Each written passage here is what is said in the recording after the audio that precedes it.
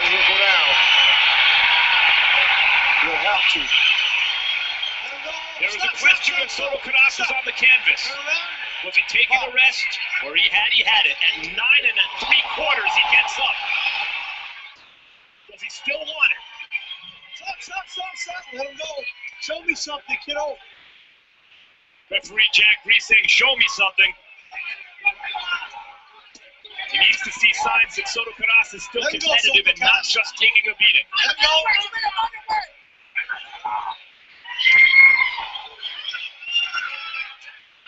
Roy, do you stay downstairs as your Kamagi, or do you go upstairs now having softened your opponent up? You have to do it the same way you started. Go to the body, and then come upstairs.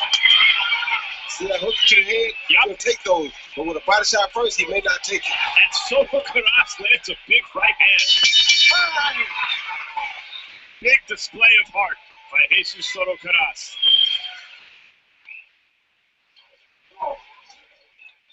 Yeah. Is it good? That's it? Done?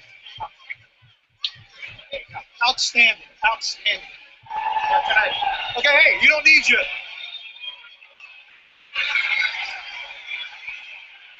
And Soto Karass's corner correctly stops the fight, Roy.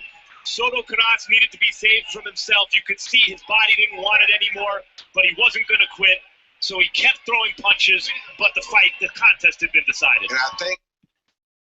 Okay, welcome everyone to the 67th edition of the Next Big Pod. The reason for that intro will become clear a bit later on, as we're going to be talking a lot about stoppages, I imagine, after the weekend. I thought that was an example, as the HBO team said, of a perfect stoppage by the corner and by the referee. And we will be debating whether there are any similarities with that and what Dominic Ingle did on Saturday for the Golovkin Brook fight. But first, I'm joined by Terry's back, Rocco, aka, with a few questions for later on. Carpi, who we can't get rid of because no one else will have him. Brian is still suspended, so he's not welcome He's yet. in Ibiza now. Yeah, and that's not going to help his personal issues that we've discussed. And then, surprise, surprise, Ainsley's joined the pod after a Kell Brook fight. Not a fan of him, though, or anything. He's not going to defend him, but he's just decided to hop on by complete coincidence after Kell Brook's biggest fight. Right, welcome, everyone. Whoever wants to start us off, shall we start off with the Golovkin fight, the main event from the weekend? Anyone jump in? Go for it. Go on, Ainsley, you start. Where shall I start? Tell us how great Kell Brook is. That's the reason you're on the call. Well, yeah, he didn't embarrass himself. We did a bit. Well, not really. Yeah, a little bit. Not really. A little bit. He was holding on to the ropes for the entire fifth round. Couldn't stand up. He got his eye socket broken off a jab. LOL. Go on, mate. Sorry, I won't into. But now I don't want to use his term because everyone keeps saying it, but I can't really be asked to think of another way of articulating it. But he did better than everyone expected that he was going to do. I'm not really buying all the fucking shit from Triple G fans and that. I'm getting a bit bored of it. Like, oh well, he just blocks punches with his face because he knows he can. Blah blah blah blah blah. Whatever, and then how he wasn't sick for in a week, and then people saying he is now, and then. But I'll tell you what. How about this? First of all, what were you impressed with from Golovkin, if anything? What were you impressed with from Brook, if anything? And do you think the stoppage was good or bad? How about go with those three? Yeah. So I agree with the stoppage, but that's because I knew about the injury. So I didn't watch it till the next day. But even if I'd been watching it on TV and I'd known about the eye, then there's more to fucking back it. It wasn't the best, but I think like that the stoppage probably saved him about 10-15 seconds from the ref jumping in because he was looking at him and his legs were completely gone. Impressed with Brook. Well, he could have quit in the first round because Triple G fucking hammered him for the early part of that. Good body shot. Could definitely, if he was coming in just to cash out, I think he'd have quit at that point. obviously in a good condition to not just wilt as well some of the big shots, and showed some decent offense himself. But Triple G's Triple G. Just to put that into context, for anyone who doesn't know, Hearn tweeted out the scorecards earlier today, and as we know, two of the scorecards had it level. One of them had Brook ahead. Yeah. 2 of the 3 judges gave Brook the first round, just for a bit of context. Yeah. So I'll touch on that in a sec. But I mean, like, I don't know. Triple G, he did what he had to do. Like, he stepped it up definitely in the 4th and 5th. Obviously more so in the 5th, but I think Brook was completely fucked at that point.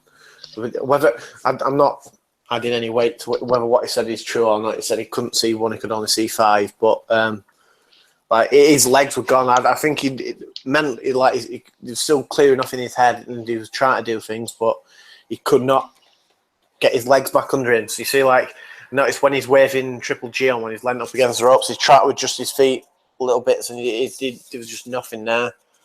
So he was basically going to get fucking sent to sleep if that one had got stopped a bit earlier. But like with the scorecards, there's fucking no way he won the first round.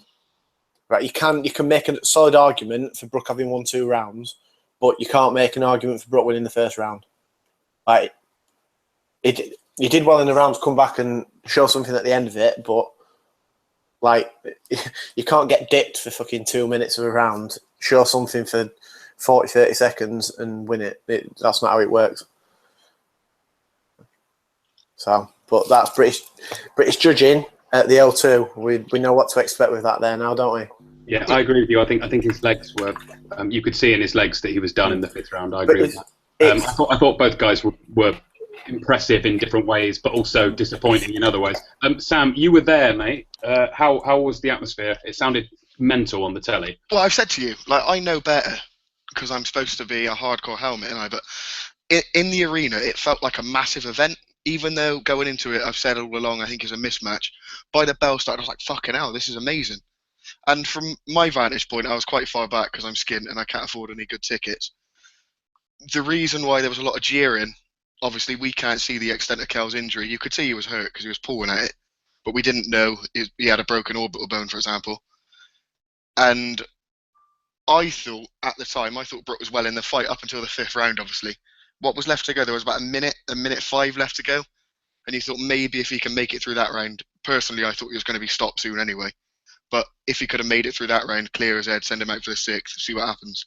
So I think that's what most people's problem in the arena was with his stoppage. Like, I heard some like proper strange comments on the way out, like Brook was winning, Golovkin was done in that 2nd round when he took that uppercut.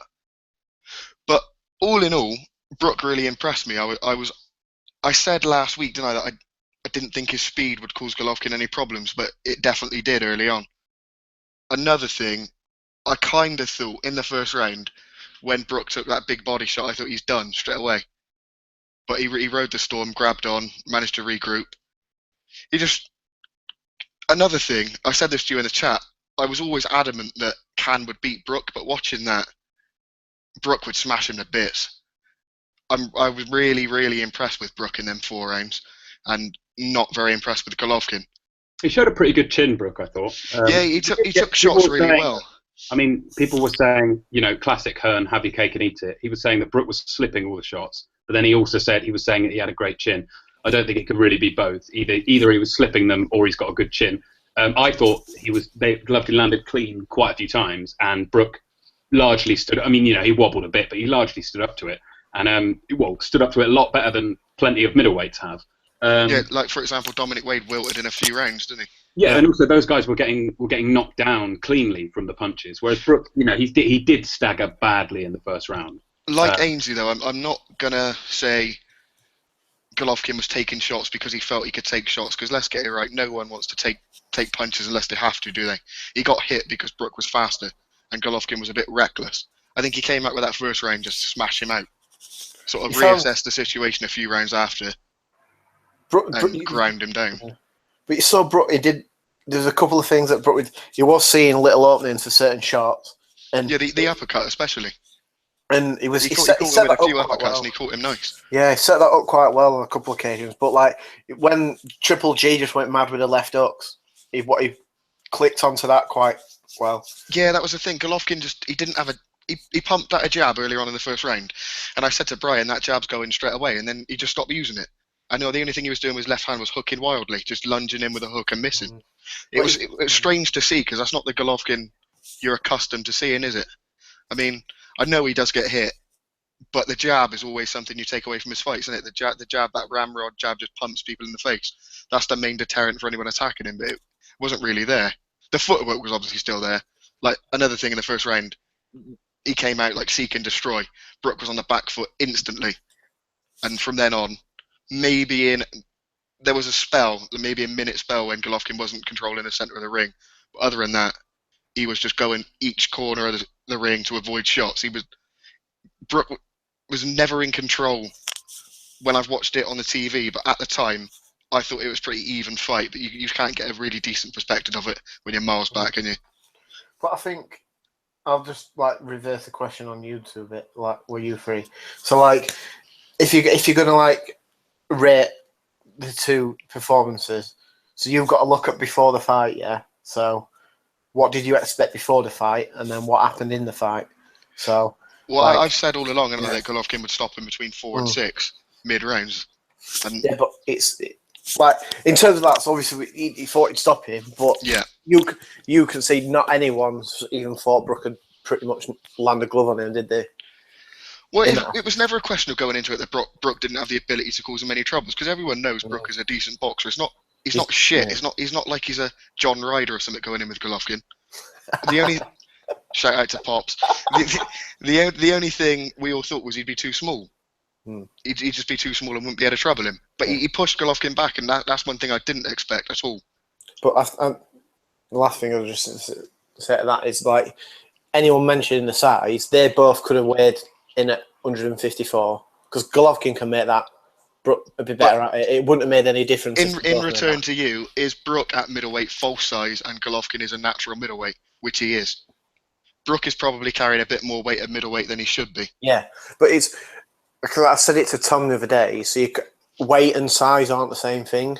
No, so of course not. You can put the weight on, but like Triple G still, it's like he's thick, and he's like heavy set in comparison to Brook. It reminds me of like the people that seem to have unnatural power these days don't seem to be the big like hulks. They seem to be the more like swimmer likes, like Kovalev, Andy Lee, Golovkin. You don't look at any of them, and they don't look like they pick up hundreds of weights every day, do they? They look. Yeah. They've got like a natural body, like they're just athletic people. But it's how they land the shots as well. It's like in fairness to Triple G, when he lands the shots, they land clean and they land where he wants it to land. It's not just fucking AJ windmilling sort of shit. All in all, I have to say I really enjoyed the fight. That was the best. Well, not the best fight I've seen this year, but it's definitely up there for action, and that I really enjoyed it. It wasn't the mismatch I anticipated it to be, anyway. Because I thought Brook would be sturdy enough to last rounds, but just get smashed every round. I didn't expect him to offer anything in return that would trouble Golovkin. Yeah, he did, and I tipped my hat to him. Fair play. What I noticed was, I'm not sure if Golovkin was ever, I don't think he was hurt at any point, but he definitely was forced to reset and take a step back, reset, and then march back in again. And to be honest, that's the most I've never seen him properly hurt. So that's the most I've ever seen him be kind of what's the word?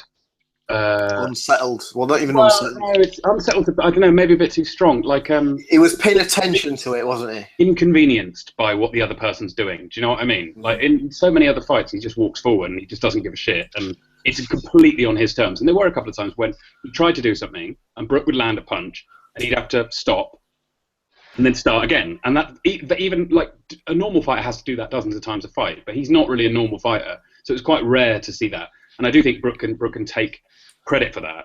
I just want to say, Ainsley, and this is going to sound like a boast, but it's not meant to be. I tweeted immediately before the fight. Yeah. Brook will listen. Brook will get stopped in the 5th round on his feet, but I did genuinely, and like Sam said, I predicted that he would get stopped in the mid-round, 4 to 6, something like that, and I thought he'd get stopped on his feet. I didn't think he'd get laid out in one punch, because Golovkin doesn't really knock people out like that. But a lot of people did predict a very similar thing, but no one could have predicted like the route that we take to arrive there. Do you know what I mean? That's what I was saying. So when I was saying before the fight, you've got an expectation of what's going to happen.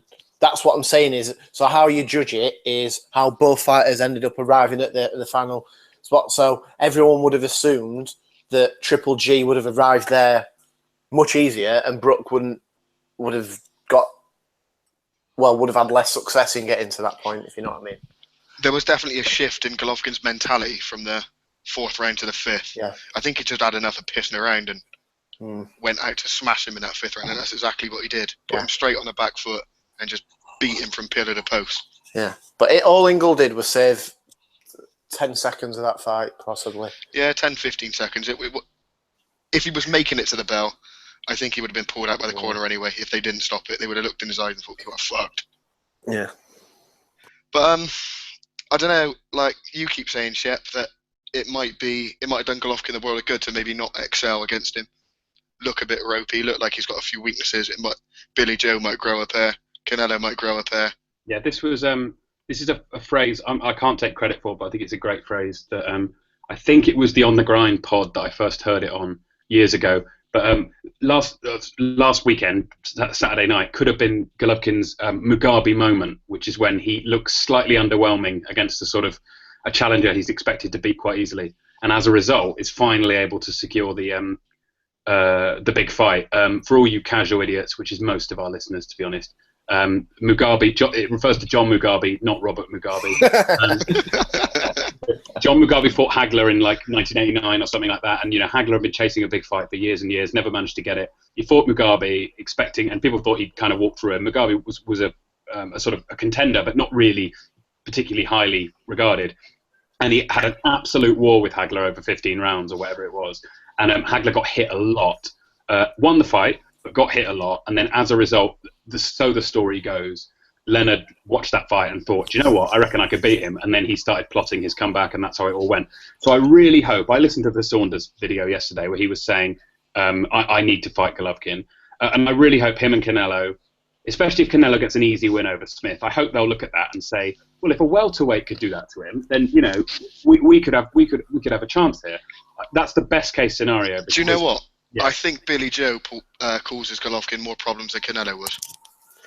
Because I think coming away from that fight, I think anyone who's a decent boxer and got a bit of a chin, which we know Saunders can box, and he has got a bit of a chin. He's took big shots before and not been hurt.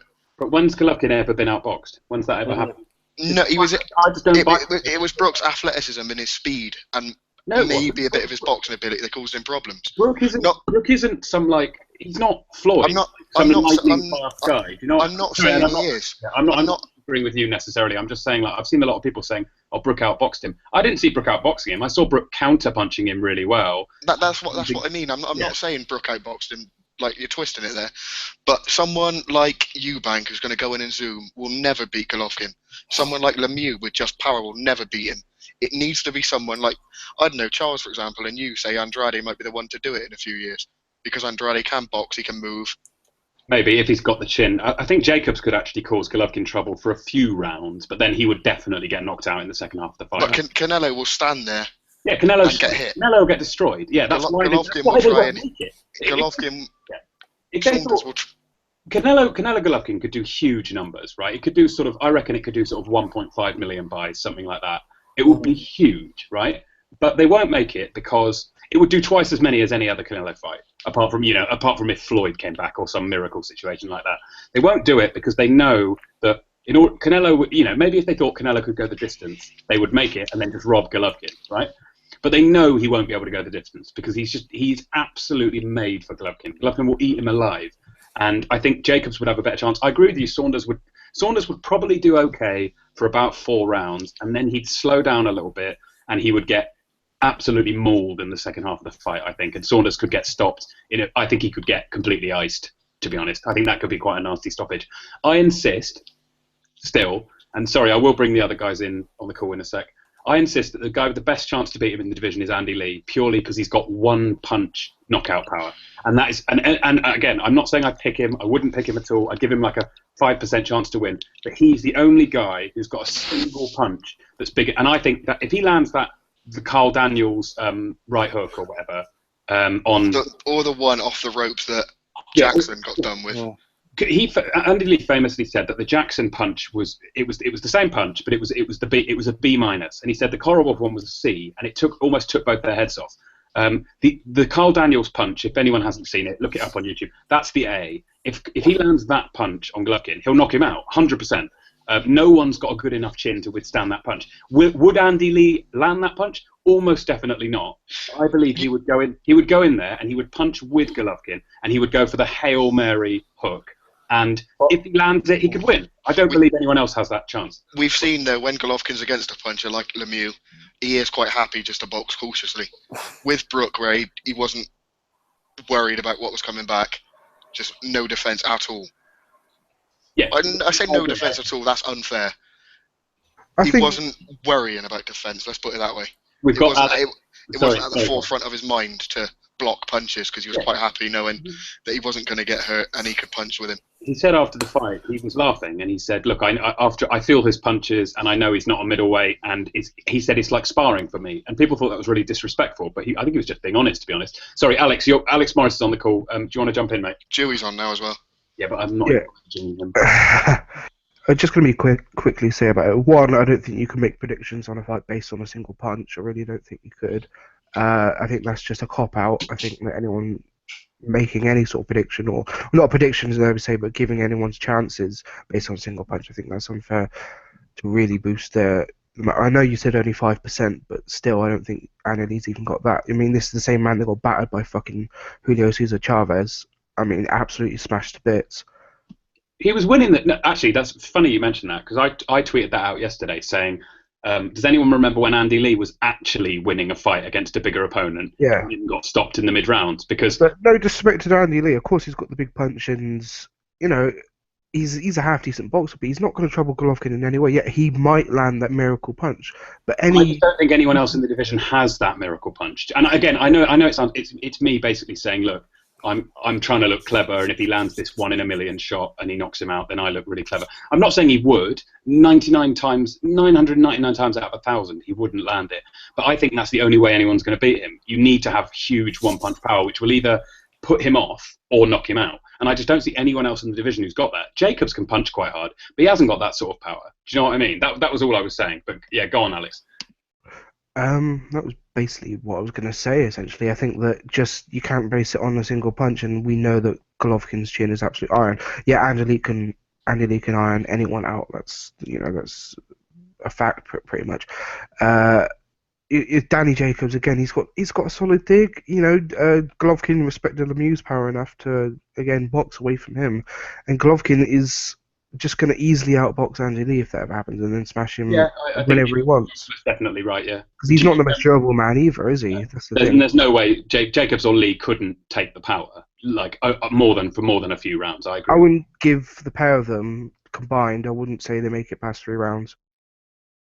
Yeah, Andy Lee said, hasn't he, on the record? He said it would be the best 3-round fight you've ever seen. He says today, actually, there's a good interview with him this afternoon on Irish radio. He said he's off. They've already contacted Golovkin's team, and he said, if you need an opponent before the end of the year, I'm ready. I mean, the cynical person would say Lee's just cashing himself out there, maybe get a fight in New York or something. But he said he's willing to take it, and I believe him personally. But Lee's been saying it about Jacobs, but he got beat pretty badly and got dropped a few times against Saunders, who can't punch. So, I know it's not completely relevant to the grand scheme of things, but I think that Lee has been pretty terrible under Booth, with the exception of 2 punches. Well, we're not getting into that for the time being. No. Yeah, to say Andy Lee got dropped by Saunders, which is fair enough, but the shot he did get dropped by was a great shot, and you got to give Billy Joe props for that. It wasn't like he was caught with. Yeah. It wasn't like he was caught with something at the top of the head and then his knees went and dropped. He was hit with a good shot. It's not like he had his eye socket broken off a fucking jab inside a minute, is it? But anyway, Dewey. Embarrassing. Dewey, jump in, mate. Go on. Were you disappointed you had to do your fun run instead of going to the fight, or did you not miss anything in your eyes? Well, I'm hoping Golovkin will be back, so hopefully I'll get to see him in the flesh one day. I don't really... Well, maybe he'll have a farewell fight in Kazakhstan. It's a good reason to go there. As for I've got to say, boys, the Andy Lee thing, I really wouldn't give Andy Lee any real chance against Golovkin. It is like a 1 in a million chance I'd give him I think. Can you remember the punch that repeatedly sort of undone him against Chavez Jr. Was Chavez was like basically feinting with his right hand to put all his weight on his front foot to come back with a left hook, which is like a really underused tactic against a southpaw. If you look at Golovkin's first knockdown against Willie Monroe Jr., it is that punch and that move, done like 5 million times better. That's, and he put Monroe Jr. down with one punch doing it. Chavez must have landed about 7 against Andy Lee to corner him, doing that. I think Andy Lee, like you say, it needs to be a miracle punch. I don't believe in all triangle theories, but can we use Peter Quillin as a sort of barometer? Because Danny Jacobs put Quillin away in a round, and Andy Lee obviously went 12 rounds with him. He did drop him, but I don't really think Quillin was that hurt, to be honest. So he's off balance, and it's a very awkward shot the way Andy Lee throws it. As for Saturday night, it's a weird one, and I believe that both sides were I think Brook was cashing out and Golovkin was cashing in. I think we all knew what was going to happen. And where else is Golovkin really going to get a payday like that? You'll have got a couple million quid. Does he even? I don't know what his numbers are for HBO, but I can't imagine he gets more than $1 million to fight on HBO. Because obviously his audience isn't that great. He does good in ticket sales, but we saw with the he does good numbers, mate, on HBO. He does $1 million plus whenever in terms of viewers, which is very good for that network. I think he's their number 2 draw, or maybe number 3. Obviously Canelo's would be first if he fought on regular HBO, but then it's surely Pacquiao's above him as well, though, when he fights on HBO. I know his next one's not there. If he fought on regular HBO, I'm sure he would be, but I don't think he hasn't done that in 10 years, has he? I don't think. I think it would be, you've got Golovkin, Kovalev, and Crawford, who all regularly do above 1 million views. And I think he gets, he's a big draw for HBO. He gets consistently good numbers, even when he's fighting utter shite. Like, imagine if he had a unification fight on regular HBO. I think it would do really good views. Like, if he got Jacobs or Saunders, on reg. I'm not saying that would happen, because they'd probably want pay-per-view money, wouldn't they? Especially if they. Well, they've done that. They've done that with him, haven't they? Pay-per-view, and it didn't sell, amazingly well against Lemieux. I know American pay-per-views are tougher because the price is so much higher. Well, it's sold enough to cover the cost, which I guess was the point. Like, Lemieux was selling his belt, wasn't he? And Lemieux got 1.5 million, and it made the pay-per-view sold enough to cover, so that no one lost any money, which I guess was the point in that instance. But I know what you mean. He's not a profit machine over there. No, but yeah. So from that perspective, I thought Golovkin was cashing in. I did say before the fight, if Kell Brook starts well, he'll go early, because Golovkin will know he'll take no messing. And if Kell Brook starts slow, I thought Golovkin would carry him.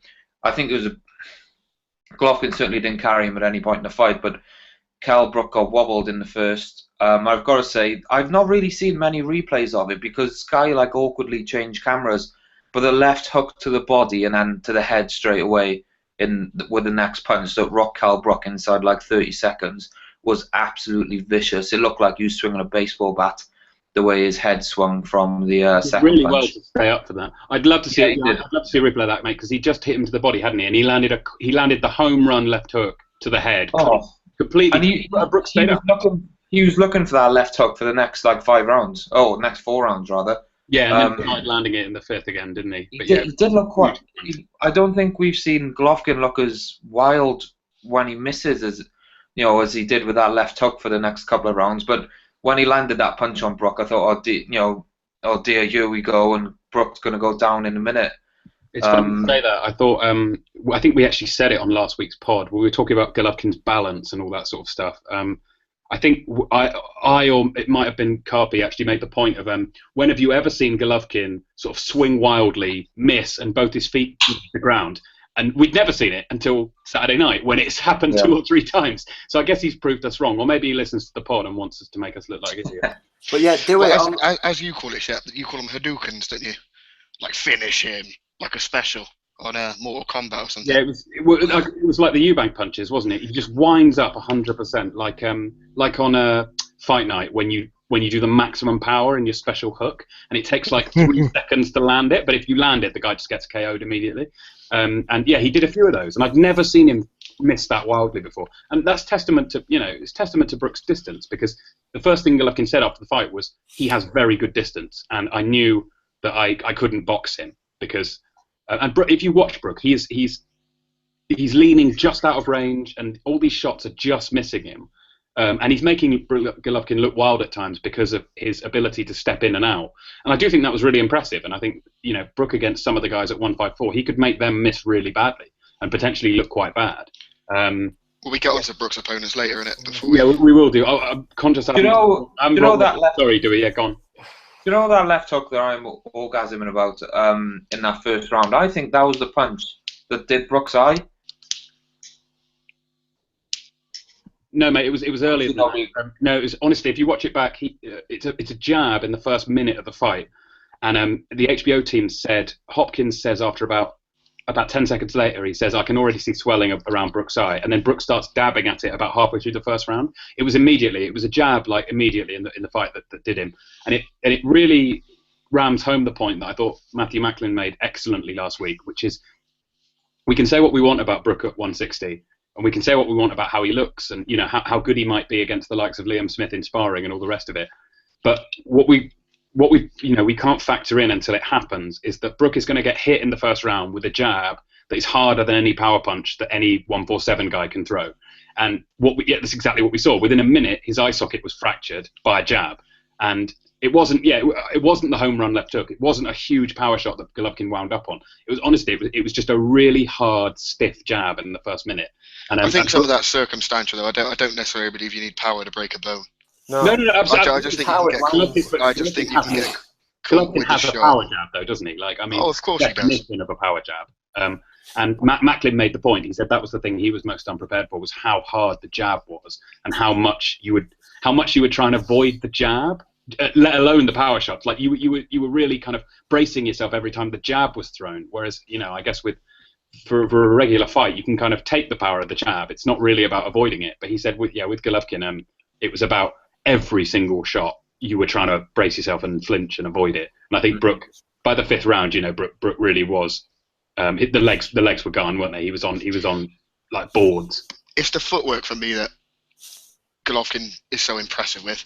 It must be so hard to think about where he's trying to move you and get away from it as well as block what's coming. Do you know when we talked about his pressure last week, Carp, we said that he almost like shadows his opponent, and I thought in that fifth round it was a perfect example of wherever Brook was going, Golovkin was like adjacent to him at all, pretty much all points of that round. It's not even if he's not even quick on his feet, is he, Golovkin? It's like they're not slow movements, but they're all very precise. He just doesn't waste it. He doesn't waste any movements. Exactly, that's exactly right. And he's got quite a wide stance as well. But we'll get onto it later, where you had a similar situation in the Gonzalez fight, where Gonzalez and Cuadras is a very quick-footed fighter, and he was landing combinations, landing the occasional flush combination, and then running away, expecting to have sort of bought himself 5 seconds. But then he's ran halfway across the ring, and Gonzalez is right there with him because he's so good at keeping the pressure on. And it was exactly the same with Golovkin. Even in that second round, which I think we can all agree Brook won, Brook landed that massive uppercut, and then he took a few steps back. But even when he was landing, Golovkin, he'd sort of finished throwing the punch, expecting to have created a bit of space, and Golovkin would be right there on him again. And it must be so like mentally exhausting to hit the guy with your best shot, and you're not expecting to knock him out necessarily, but you might be expecting to buy a little bit of time. Like, if I punch him as hard as I can and get him square on the chin, maybe I'll buy myself 10 seconds before he'll be back on me again. But Golovkin, he never leaves you, does he? He's just like a shadow. He's directly in front of him, circling the ring the entire time. What do we think? Do we think Golovkin's punch resistance is going to be everlasting? Because that second round, to me, I thought it was like, my jaw was hitting the floor. I couldn't believe it was almost like Brook was taking liberties just because we're not used to seeing anyone do that to Golovkin. And we've seen a few fights where he's taken flush shots. I don't think any of us would really disagree that sometimes he can disregard defense. But there was just something that I know everyone likes to see a fighter come through adversity, and I wouldn't really say come through adversity, but we like to see a fighter take a bit to see if he can take it. I just thought he was a bit too nonchalant about what he was getting hit with in that second round. No, you can't keep doing that for a prolonged time over your career because it always catches up on people if you do that. Unless your name's Chris Eubank or Frotch, then you can just get hit by cricket bats. But even with Frotch, right? I don't think Frotch was as sturdy. Like, he was getting hurt more off punches later in his career, I thought. So, like, Kessler hurt him quite badly when they say, don't they? They say your chin's the last thing to go, but your chin does go as well eventually. It just takes a bit longer for your chin to go compared to your speed and compared to your stamina and all the rest of it. But it will fade eventually, and I think that's why I guess, you know, maybe in 2 years, maybe we have already seen the best of him. I think there's a really good point that usually these fighters from sort of unfashionable parts of the world, by the time they get to our screens and they start headlining shows in the West, in Europe and in America, they're already past their best. I think there's a really good argument. Chocolatito's already past his best, and he's only now kind of breaking into the big time in the States. But guys, sorry to cut you off, but I'm conscious that Terry's been on for about an hour and we haven't brought him in yet. Rocco, mate, what did you think of the fights if you're there, and do you have any thoughts on Brook's performance or anything like that? Well, I mean, it's hard to analyse it because obviously Golovkin's one of my favourite fighters, and Brook, I'm not a fan of him personally.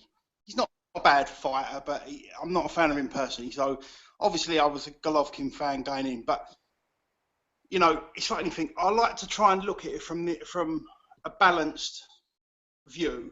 Do you know what I mean? But it depends on your outlook. I mean, you know, you could look at this and say, well, Golovkin done what everyone thought he was going to do. He stopped him in the sort of like early to mid rounds. But that don't quite tell the full story. Was it because, did Golovkin take him lightly? Did he feel the punches and think, all right, but I can take them and they're not going to deter me? That's what I personally think. Because I watched it again yesterday, and yeah, Brook landed them combinations in the second and third, you know, flashy combinations that rocked the head back. But he never once pushed him back. I've not seen him that he pushed him back. The whole fight, to me, looked very much like, pretty much like Canelo. I'm not saying the fight looked like Canelo Khan, but if you remember Canelo Khan, like, obviously Khan had the like razor speed and was in and out, but Canelo was like stalking him, trying to, you know, hunt him down, and eventually when Khan slowed down, he caught him. And with this, I thought, obviously Brook's not a speed merchant. He was more like circling around, but I just think, like, watch it again yesterday, it was as if Golovkin come out. I mean, Brook, fair play to Brook, because them punches in the first round, I don't know how he stood up for them. They, you know, the body shot, which is Golovkin's like signature punch. Do you know what I mean? He done so well to take that and stay up. Well, that's not counting the fucking left hook that followed it. But yeah, it depends on how you look at it. How you know, what side, whether you like Brook, whether you like Golovkin, whether you're a Billy Britt or whatever. But I personally think Golovkin, fair play to Brook, he probably done better than everyone expected him to do. Golovkin, yeah, could look a bit, you know, could say he looked reckless, but was that because he took Brook's power and thought, right, well, I can take them and they're not going to, like, you know, I mean, if you remember the Gill one, Gill hit him, and they say the best thing you can knock someone out is when they're throwing a punch. Well, he took Gill's right hand, and if you look at his face when he takes it, it didn't even deter him from throwing his punch, which was already like coming. Do you know what I mean? So the geezer's obviously got a chin to match, you know, the great personality, lovely shorts, lovely robe. Did you see, Terry? I don't know if did you watch the whole broadcast? Like, I thought when he was stood there and the Kazakh national anthem started, and despite the cunts like Carpi and Paul David Webb who were booing it and shouting stuff about get out of our country and British jobs for British workers and stuff. I stood up for the Kazakh anthem. I went out of a piss when God Save the Queen was on. Unpatriotic. That's disrespectful. They were singing Brexit, weren't they? I don't know. It didn't sound like it. Yeah, God save the Brexit. God save the Brexit. Yeah. I'll tell you what, in that crowd, I was surprised how pro Brook it was. I mean, I know it's like a majority casual audience, and they get swayed along by the Matchroom and Sky narrative. But I thought there'd be more Golovkin fans in there, but they was booing him when he came out. They was booing the anthem. I was booed him at the end. Yeah, Brook's an international superstar. I thought the part where I think it was on the Sky broadcast. You had the anthem ringing around the stadium and everyone booing it, and it all sounded very defiant. And then the camera panned to Golovkin, and he's there in his robe with all the belts. And then it panned across to Brook, and I thought he looked. I don't know if you saw this, Terry, but I thought he looked terrified. He looked. Yeah. He was so pale. He looked like much paler than on the way to the ring. I thought he looked quite relaxed, quite cool. He looked fucking terrified. And Hearn has said in the interview afterwards, he said, I was quite scared for him when I looked across the ring. And yeah, he looked like saw the robe. He looked like he was waiting for the results of his HIV test, didn't he? He looked pretty worried. But no, I mean, I did think that. I mean, like I say, cards on the table. I'm a Golovkin fan, but looking like overall, I'd say Brook done better than expected. Showed moments, landed punches but was Golovkin was he? Because do you say when a guy puts in a bad performance, do you say, well, it was him putting in a bad performance rather than the other guy putting in a good one? I don't know, but long and short of it is, he took Brook's punches. They didn't deter him. He come after him, and in the 5th round, he had him backing up. Brook wasn't throwing. He was taking the shots. He was evading a lot of them. But Golovkin, I mean, if you watch it, he was offering nothing back, wasn't he, at all? He wasn't fighting back. It's about 15 consecutive punches at the end. Yeah.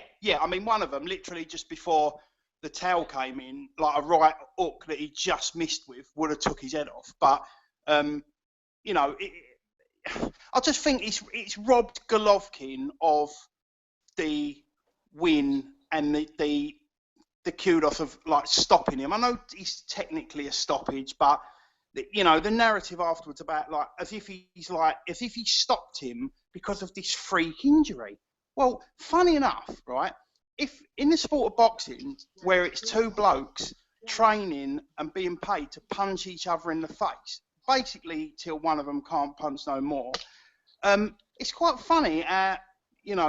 One of the geezer has got a broken eye socket from a punch in the face. Do you know what I mean? I wouldn't call that a freak injury. Do you know what I mean? Yeah, but that's something that we're going to get onto, I think, in a bit, but that's just the standard fucking narrative from and Sky to push out. But for a fact, if it were the other way around and say fucking Brook caught Triple G with a thumb in the eye, that wouldn't have been an accident. It's just fucking their propaganda, isn't it? I know what you mean, Rocco. Like that's happened for ages though, because if you remember, like everyone used to say, if Klitschko wasn't cut against Lewis, well, all his cuts were from punches, I think, wouldn't they? So, exactly. Yeah, that's a great example. It's damage caused by a punch, so it doesn't matter if it's a knockdown or a cut or whatever, swelling. It's an injury, isn't it? So.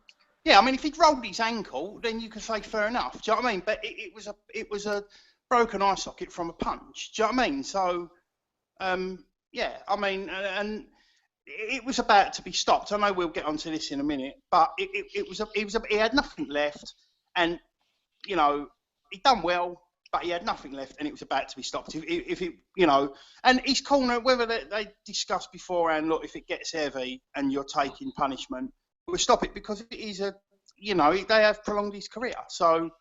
But we'll get onto that in a minute. But yeah, that was my fault. Terry, I don't know if you've watched the HBO broadcast. I recommend everyone does if you can get a copy of it, because it's a good contrast to watch it on Sky, as I'm sure we all did live, and then watch it on HBO as well, where they're a bit more.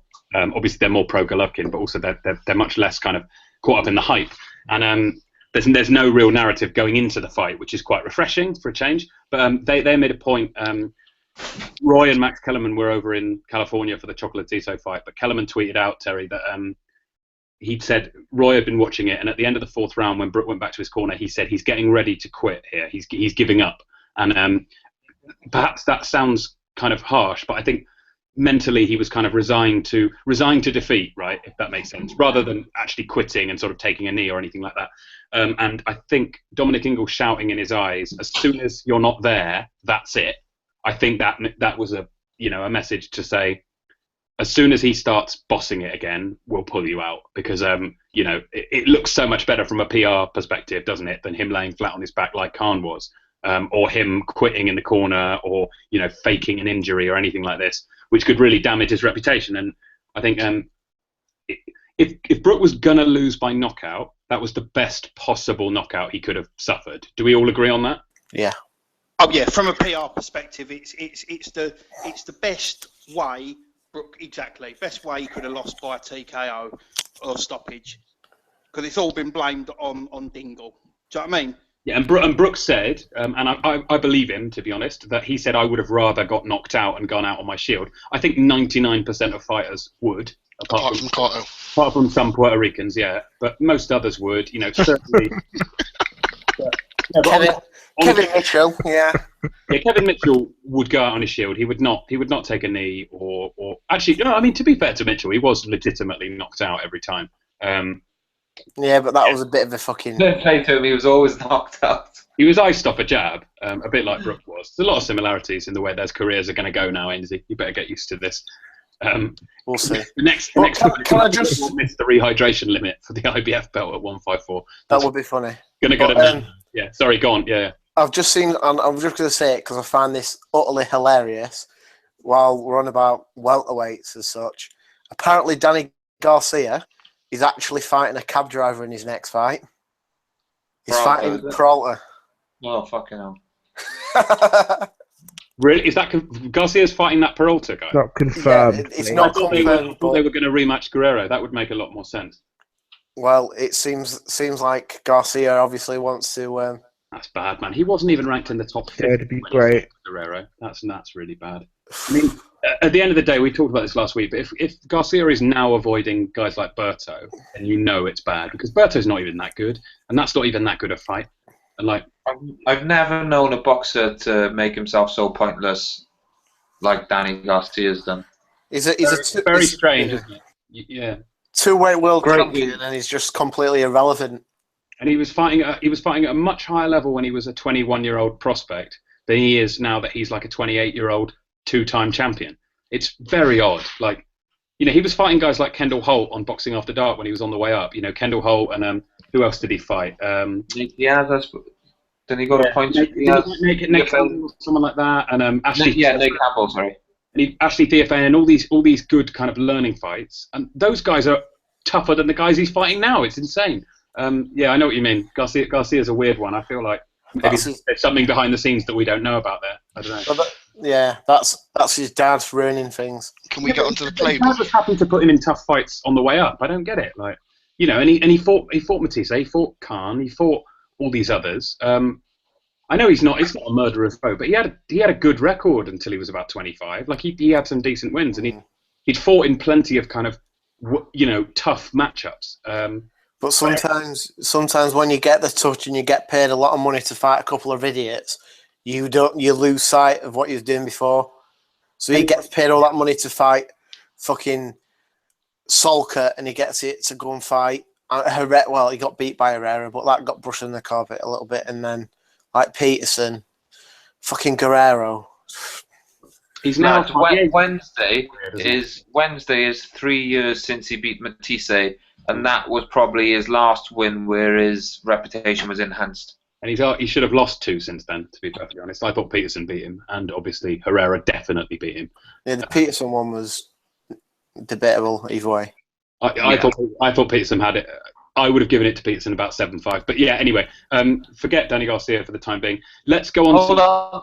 Can I just say, since Garcia flattened Rod Salker, he's got 4 wins on the bounce at lightweight. Yeah, he's not a bad lightweight, didn't he, Salker? I saw that. Yeah. He got robbed off of Canelo's brother, Rod Salker, just before he fought. Yeah, and that was literally in an area level matchup, and then he got into a fight with the lineal champ at 140. It's just mental.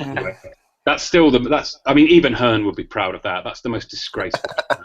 Honestly, that's got to be the worst we've seen in the last decade, I think. Did he not get like $2 million for that as well? Yeah, and Salka got like 200 grand or something. You know, career high payer. Absolutely mental. Like such a dangerous mismatch. Anyway, forget about Rod Salka if we can. I know the viewers want us to focus on him. I've got a poster of him on my wall. Alex, mate, do you want to give us... Sorry, my wife's interrupted me. Shall we go on to the undercard? I thought I'm going to rank the performances in order of sensational. Paul Smith and Callum Smith were equally sensational, I think, at the top. And then Gavin McDonnell looked shit hot in the non-televised fight that he barely won against an 18-year-old who was 6-2. And then apparently Kid Galahad got... Someone in the chat said at about 6:30 that Galahad had been iced, and I believed he had a heart attack. But yeah, obviously that wasn't televised. But Alex, do you want anything on the undercard that interested you at all? Well, I enjoyed Casimero beating up Pigface, but no, going into it, I gave Edwards a bit of credit, actually saying, fair play for actually taking on that fight at, whatever it was. That was his 9th fight, was it, or was he 9-0? Yeah, so, fair play for taking it, but he was going to get smashed. I mean, Casimero's experience was blatantly just superior. The guy's a fucking road warrior. He's been to about fucking half the fucking world at this rate, and he's won, in a fair few of them. And obviously knocking out Ronon was just, a sensational win for him, I think. That was one of the upsets. Probably, was it this year? It was this year, wasn't it? Start of this year. Rest of the undercard... I've already forgotten it. I mean, I literally can't remember what else. But Hall Haskins, shit. I mean, Carpy will bank off over that one for us in a little bit. But no, I can't think of what else was on that undercard that really interested me. Oh, what's his face? Martin Ward. Yeah, he was alright. He did okay. But again, tailor-made opponent. I may have picked... Townend to absolutely fucking take his head off, but I think that was a bit more wishing than truly believing it.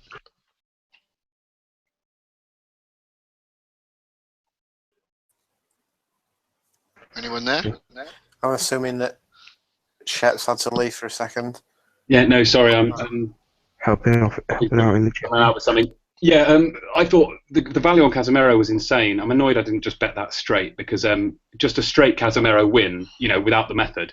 If you bet, I saw one lad bet 200 quid on it. He got like 365 back.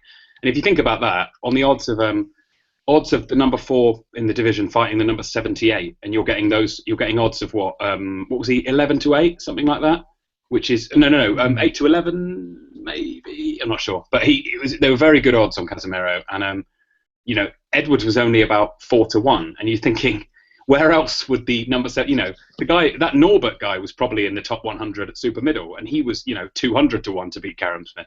So I think that showed you the kind of skew, how skewed we are in terms of our odds. Does anyone think, here's a question to kick it on, does anyone think Callum Smith is regressing with all of these shitty fights? Yeah. You just fight to level, don't you? Do we think he's regressing from the fielding performance, if we put that in there?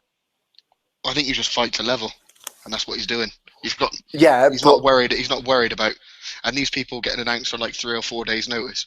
He must get to the arena and think, fucking, I really can't be arsed with this. He looks very bored, doesn't he? I noticed in all his fights. If you're treading water for like... the crowd, he just doesn't appear to be that up for it at all. Well, he's been treading water for like 12 months now, and what is the point? He might as well not be fighting if he's going to fight these people, because he's learning nothing. Yeah, but that's the thing. If you keep fighting shit and you're so used to fighting shit, you get into the routine of it, and you get into the routine and knowing you're going to win no matter what. Why doesn't Callum Smith fight Martin Murray in his next fight? There is no way Martin Murray would knock him out. It would never happen. It's almost a guaranteed win for Smith, and he might actually learn a little bit. That is a very, very... Why doesn't Hearn make that? I don't know. Well, there's a few things. Like Murray. Gallagher... Sorry, yeah, but it's not like Martin Murray is some deep prima donna who only wants easy fights. I mean, I'm pretty sure he's happy to fight pretty much anyone. Like, it's a guy who's travelled to fight Golovkin, fought Sergio Martinez in Argentina, all the rest of it. Like, he would be happy to fight Callum Smith, I'm sure. But even Gallagher must look at that and think, look, Martin Murray is really not high risk, especially at 168. Like, it did nothing against Groves. So exactly. Like, Callum Smith would win almost every round, but he might actually learn something because Murray would actually maybe push him back, be a bit, rough him up on the inside a little bit. He'd offer something in return. Yeah, exactly. And you just think, like, he is learning just absolutely nothing, and he must be picking up bad habits. But this is it with Hearn, though. We've said it before. He gets people into a decent position, and then he'll fuck about for like 9 to 12 months fighting idiots while he's waiting for this big fight. But in that time, they don't learn anything, and they're not getting prepared for what's coming. So he's going to go and fight Jack and get fucking chinned, or fight DeGale and get schooled. Like DeGale's pound for pound top 10. So well, Callum Smith was purely on this card because he's a name the Sky Matchroom fans know because they've seen him before. They've seen him in relatively big fights on Sky, like the main event at Rocky Fielding. He got quite a good reception when he came out. He got a good reception when he won, so people do like him. Same with the Liverpool card. That card was put together at late notice. He's from Liverpool. They chucked him on. That's the only reason why Hearn used him, pretty much. Are the Smiths from Liverpool? They never go on about it. They never, ever bang on about it. They were born in Anfield in the centre circle. Talking of Smiths, obviously, they're a family of world champions, as Gallagher genuinely tried to claim on the HBO special for the Canelo Smith fight. He said that he's come from a family of champions. And I thought, where are the other champions? Are they hiding? Like, I haven't seen them. Yeah, Dewey, we'll talk about that in a bit when we do the preview. I actually agree with you. It was so awful, wasn't it? That Golden Boy show they did.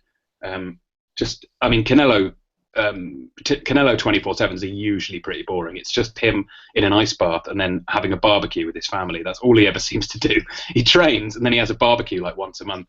And even this one, even by those standards, was fucking mind-numbing. But yeah, we'll come on to that later. Was anyone impressed by Paul Smith? Obviously, it was a very good win. I read on Twitter. Good. No one ever said they were impressed with Paul Smith. Adam Smith said it was a very tough opponent who'd been stopped 10 times at Hungarian level. So on the Paul Smith one, right? And I think I raised this on Twitter or in the WhatsApp. Can't remember. So this Daniel Rigi. Could in fact, no, not even could. Is Paul Smith's third best win in terms of opponent? He's beat Tony. He's beat Tony Dodson, and he's beat fucking Tony Quigley. Is it right? And other than those are his best 2 wins. Yeah, those are his best 2 wins. And other than that, he has literally beaten nobody. He has not beaten anybody other than that. Like, it's just bum after bum after bum. Fucking Tommy Tolan, fucking Paul Samuels, who the fuck's that? Like, he's got 38 wins, and there's genuinely 3 wins that are around British level.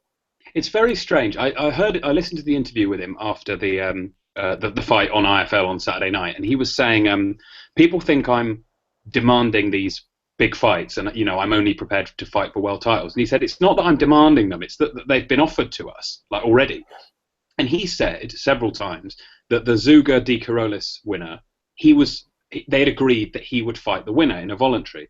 And then obviously when it was a draw, that got delayed and pushed back against.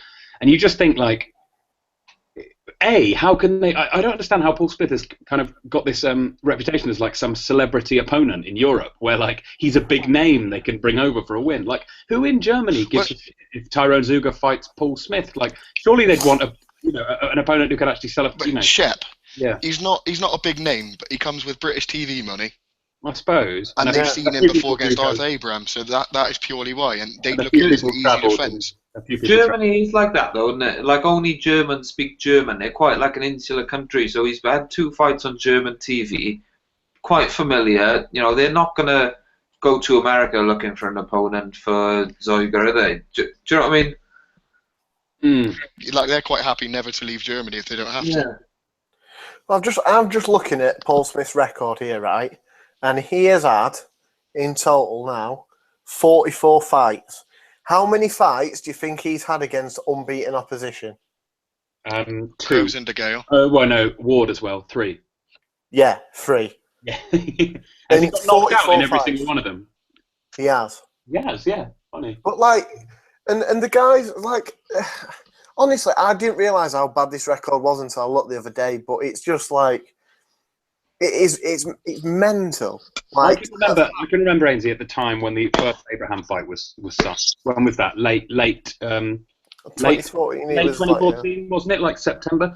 When that was signed in summer 2014, I can remember being on Bad Left Hook and commenting under it, and the writer had basically said, this isn't a good fight, but it's Abraham's first defense after a series of tough fights with Stieglitz. You know, it's a voluntary. Let's just let it go.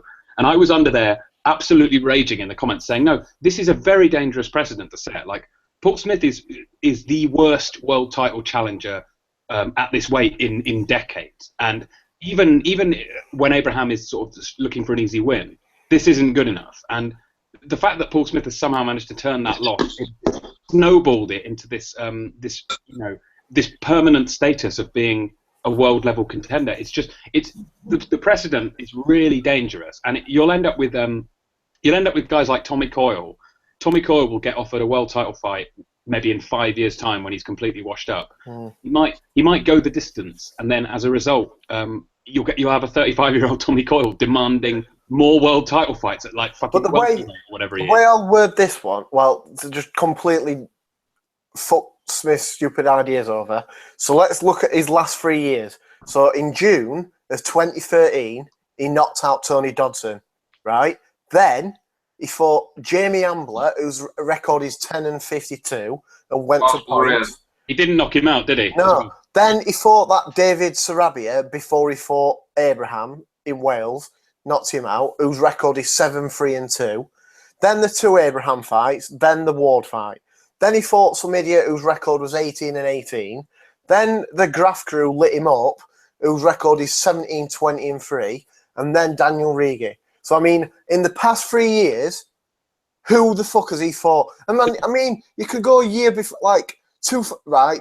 His best, most recent win is Paul Samuels in 2011 in September. That's 5 years ago. And bear in mind, fucking George Groves knocked Paul Samuels out in like his second fight. And De Gale beat Smith obviously in like his 8th fight, didn't he? Like when De Gale was a complete novice and he won every round. I think the problem is Smith highlights this like weird, and this is again I'm giving loads of like meaning in the sport to Paul Smith, but he highlights this really weird disconnect that fans have, where they think that if they've heard of someone, then they must be above a certain level. Like they don't, you know, if you said to the average fan, Paul Smith's actually journeyman level. And they'd be like, no, he can't be journeyman level because I've seen him fight several times and he's been on Sky and that. And you go, no, but if you actually look at his record, he genuinely is a journeyman level. He should be fighting at county fairs on like a week's notice and then, making sure he doesn't get cut so he can fight 2 weeks later. That's genuinely what level Paul Smith is at. And I think he'd beat Rocky Fielding. I think he'd run him against Martin Murray's 50-50 for me. Yeah, I think Murray would beat him quite comfortably. I don't think so. But I'm saying this, I'm not saying it as though everyone's going to beat Paul Smith. Most people will beat Paul Smith, but he's not even willing to take a fucking fight at British level. Like, he would try to fight Tobias Webb, the board said no, so then he ended up having to dump the belt. He wouldn't fight anyone in the top 10 of Britain at super middleweight. And that's on record. That's not us making it up. That's why the vote was stripped from him. He refused. He wanted to defend against the guys ranked 11, 12, 13, and 14, and he wouldn't defend against anyone in the top 10. I mean, like, Fielding wanted it, didn't he? Yeah. Sorry, Terry. What? Fielding wanted to fight him. Terry, you there, mate? Jump in. I think Fielding wanted to fight him a couple of years ago. He did, and then he missed weight for another fight, and then Smith used that as an excuse to say, well, I don't think he's ready, maybe he's outgrown the division, all this sort of stuff. And then obviously Smith, on Saturday night, he was 174, and it was, the announcer said it was a super middleweight contest. To be fair, he's done well to get a 174 after the palaver with Andre Ward. I thought it was quite funny that, like, the Callum Smith fights are equally as pointless, and Callum Smith is twice the size of Paul Smith, and yet he still makes 168, whereas Smith just cannot be asked. You could see the state of him in there. He just couldn't be bothered to make the weight, and yet he'll expect a world title shot at 168 or whatever. Do you know what the good thing here is though? Is like Paul Smith he's a British level, maybe European, and he's a now he's got on his record 3-time world title challenger, and all right, one of them he put up a half decent fight. Great thing here is according to Eddie's calculations, anyone who only wins a British title is absolute shit. Do you know what I mean? So, unless he wins a world title, he's basically underachieved and rubbish. Because that's what he said. You spent like 10 minutes talking about Paul Smith there. Yeah, because it's more interesting than the rest of the fucking undercard. Did anyone have any comments? Here's a question. What positives can you take if you're Charlie Edwards from the weekend? Anyone jump in? It's a good learning fight. Simple as that, isn't it? What do you reckon he learned? He learned... How much further he had got to go? Yeah, pretty much. Yeah, because in his head he would have had like knobheads like Hearn and all the MGM lot basically telling him he's a fucking world champ waiting, you know, he's this and that, he's a fucking top dog, he's Billy Big Bollocks and all this. And that is just a big fucking wake-up call. I thought it was we said last week. Dave Caldwell made a really good point. I thought on the about a round before the knockout, he said, "I think the Edwards and his team have been. I think they've been really surprised by Casimero's ability to cut off the ring and catch up with Edwards." And he said, "I think they would have thought we'll win the first few rounds and we'll be up, and then we can kind of box on the back foot." But Casimero won. I mean, there's an argument he won every single round. Like he was on top immediately, and I think that really surprised them, and they expected Edwards to be in front early, if that makes sense, and then Casimero to have to sort of come from behind to beat him, and it just didn't work out that way at all. I think. Yeah, go on, Dewey. Sorry. Oh, it was me. I didn't watch it, even though I was putting on Twitter that I had Edwards winning every round, and people were raging like fuck.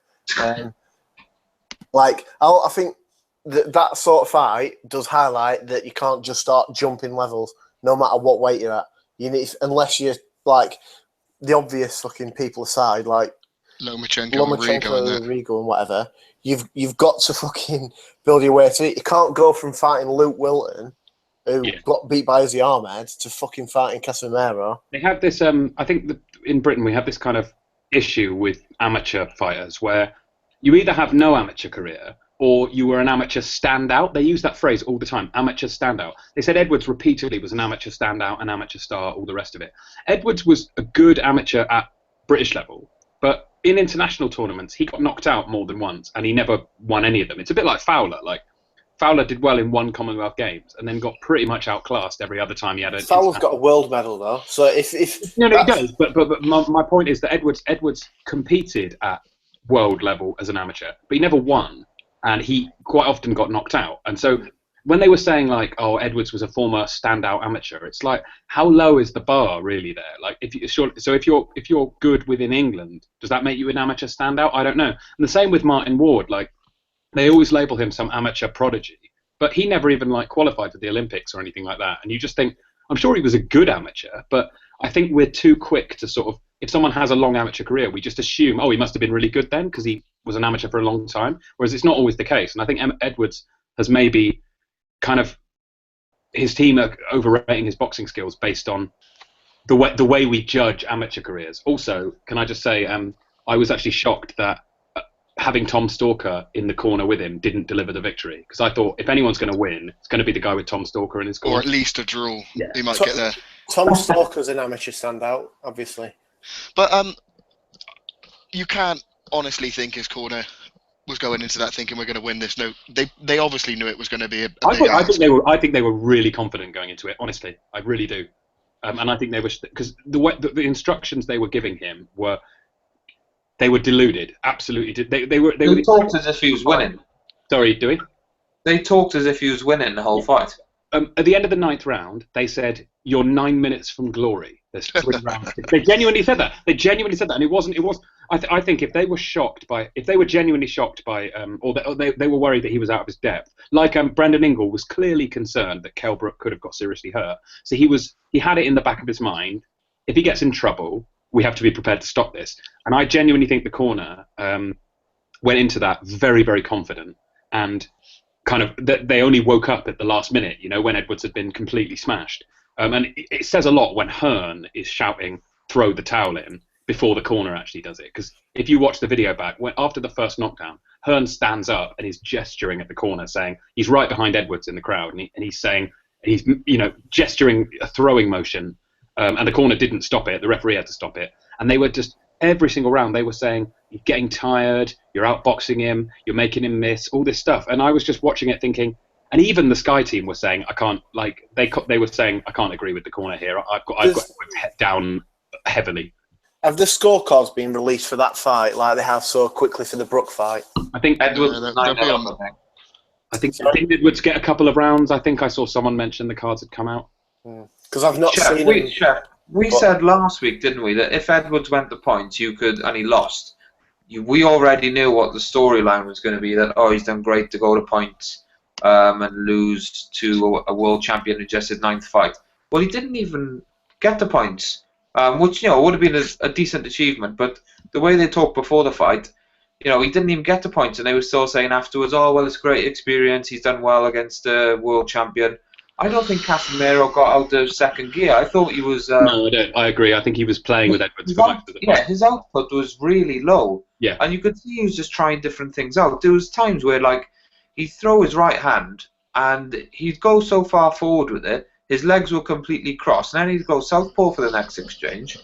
And I can remember Edwards saying before the fight, I've beaten better people than Casimero in the amateurs. Well, that's 3 rounds. This is a 9-round fight. Yeah. 12-round fight, sorry. I think the shock was that he didn't even win the first 3 rounds when he was really fresh and full of energy.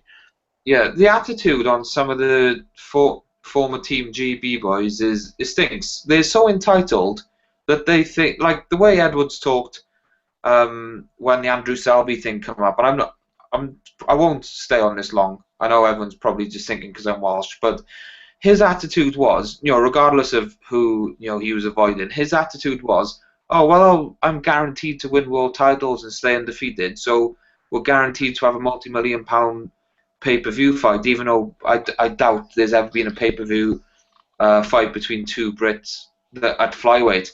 But his attitude was so entitled, and you see it with other former Team GB boys, like Scott Cardle, the way he talked about Masha Dodd after their fights. He's a small old fighter, even though 1,000 people are paying just to watch him fight. It's just the attitude really frustrates me. Do you know the way rugby league and rugby union are different sports, and snooker and pool are different sports? Amateur and professional boxing are different sports. There are similarities, but they're not the same. Yeah, and I think the idea that every good amateur is some slickster who can sort of pull an Erislandy Lara and frustrate the opponents over 12 rounds. I think the Edwards thing showed us that that's nonsense, and I completely agree to it. I thought Casimero was in first or second gear the entire fight. He was smiling throughout. Edwards had an expression of, he was like grimacing the entire fight. I think he was feeling the pressure. Yeah. And I mean, it's something else when even Adam Smith, I think, in the 9th round said, can any of you boys make a case for Edwards? And Caldwell, and you heard Caldwell and Macklin go I've got him way behind. As in, they didn't want to say it, but they had to, there was no way they could spin the situation. They were like, yeah, he's way behind. So everyone's been saying that Hearn could have sold Brook's prime away, right? I think that this is fucking more damaging. You go and get chucked in after fucking 8 or 9 fights and just get your cunt kicked in. No, I don't think he took a beating. I actually think that Edwards showed a really good chin. I thought he took some big shots and didn't go down until near the end of the fight. I think there are positives you can take away, but what I would take away from that is get a new fucking corner and then start rebuilding, because I did not see, I think it's very cozy over in the MGM, and they all tell each other how great they are, and no one they all toe the party line, and they've got it just seems way too comfortable to me, and there's no one kind of if someone if Seamus Macklin fucks up in a corner with the instructions and his fighter gets knocked out, there doesn't seem to be anyone saying, well, Seamus, mate, you've got to fuck your ideas up, or you've got to improve. It just seems like a really cushy lifestyle out in the Mediterranean. They're all on a weekly wage though, aren't they? So for them, they're not going to rock the boat, because if they start saying that the house trainer's shit, they're not going to get paid. Yeah, absolutely. And I think that's a really bad. I think that breeds complacency, and I think it's a really, really bad environment to be in. I wouldn't want, if I was like a promoter with a manager, with a fighter, I wouldn't want them anywhere near the MGM setup. I think it's good for the fighter, but it's terrible for everyone else. And that's why I think the point about the amateurs is very similar, because that sort of entitledness. I mean, in the amateurs, the amount of funding they get is fucking ridiculous, and they're on a wage, aren't they, as well? Apparently, yeah, they pay no tax. Yeah, it's fucking ridiculous, and they go straight into professional ranks. straight onto a wage without even having to have a fight is fucking ridiculous. They can go about doing, like you say, what they want because they're MGM and they've obviously got that clout because we know what clout they've got. And again, they're all just mutually backslapping each other and everyone's like, oh, fucking Team MGM. We haven't had a fucking win in 10 years. We're Team MGM. But I think some fighters it does help for, but I just think the majority, it seems, that are just not quite fitting. But I haven't seen any that I think it helps. I mean, it might help them financially. It might give them security with their families and that, which is great. But I don't give a shit about that. I don't care if their families have enough food. I want to see good fights.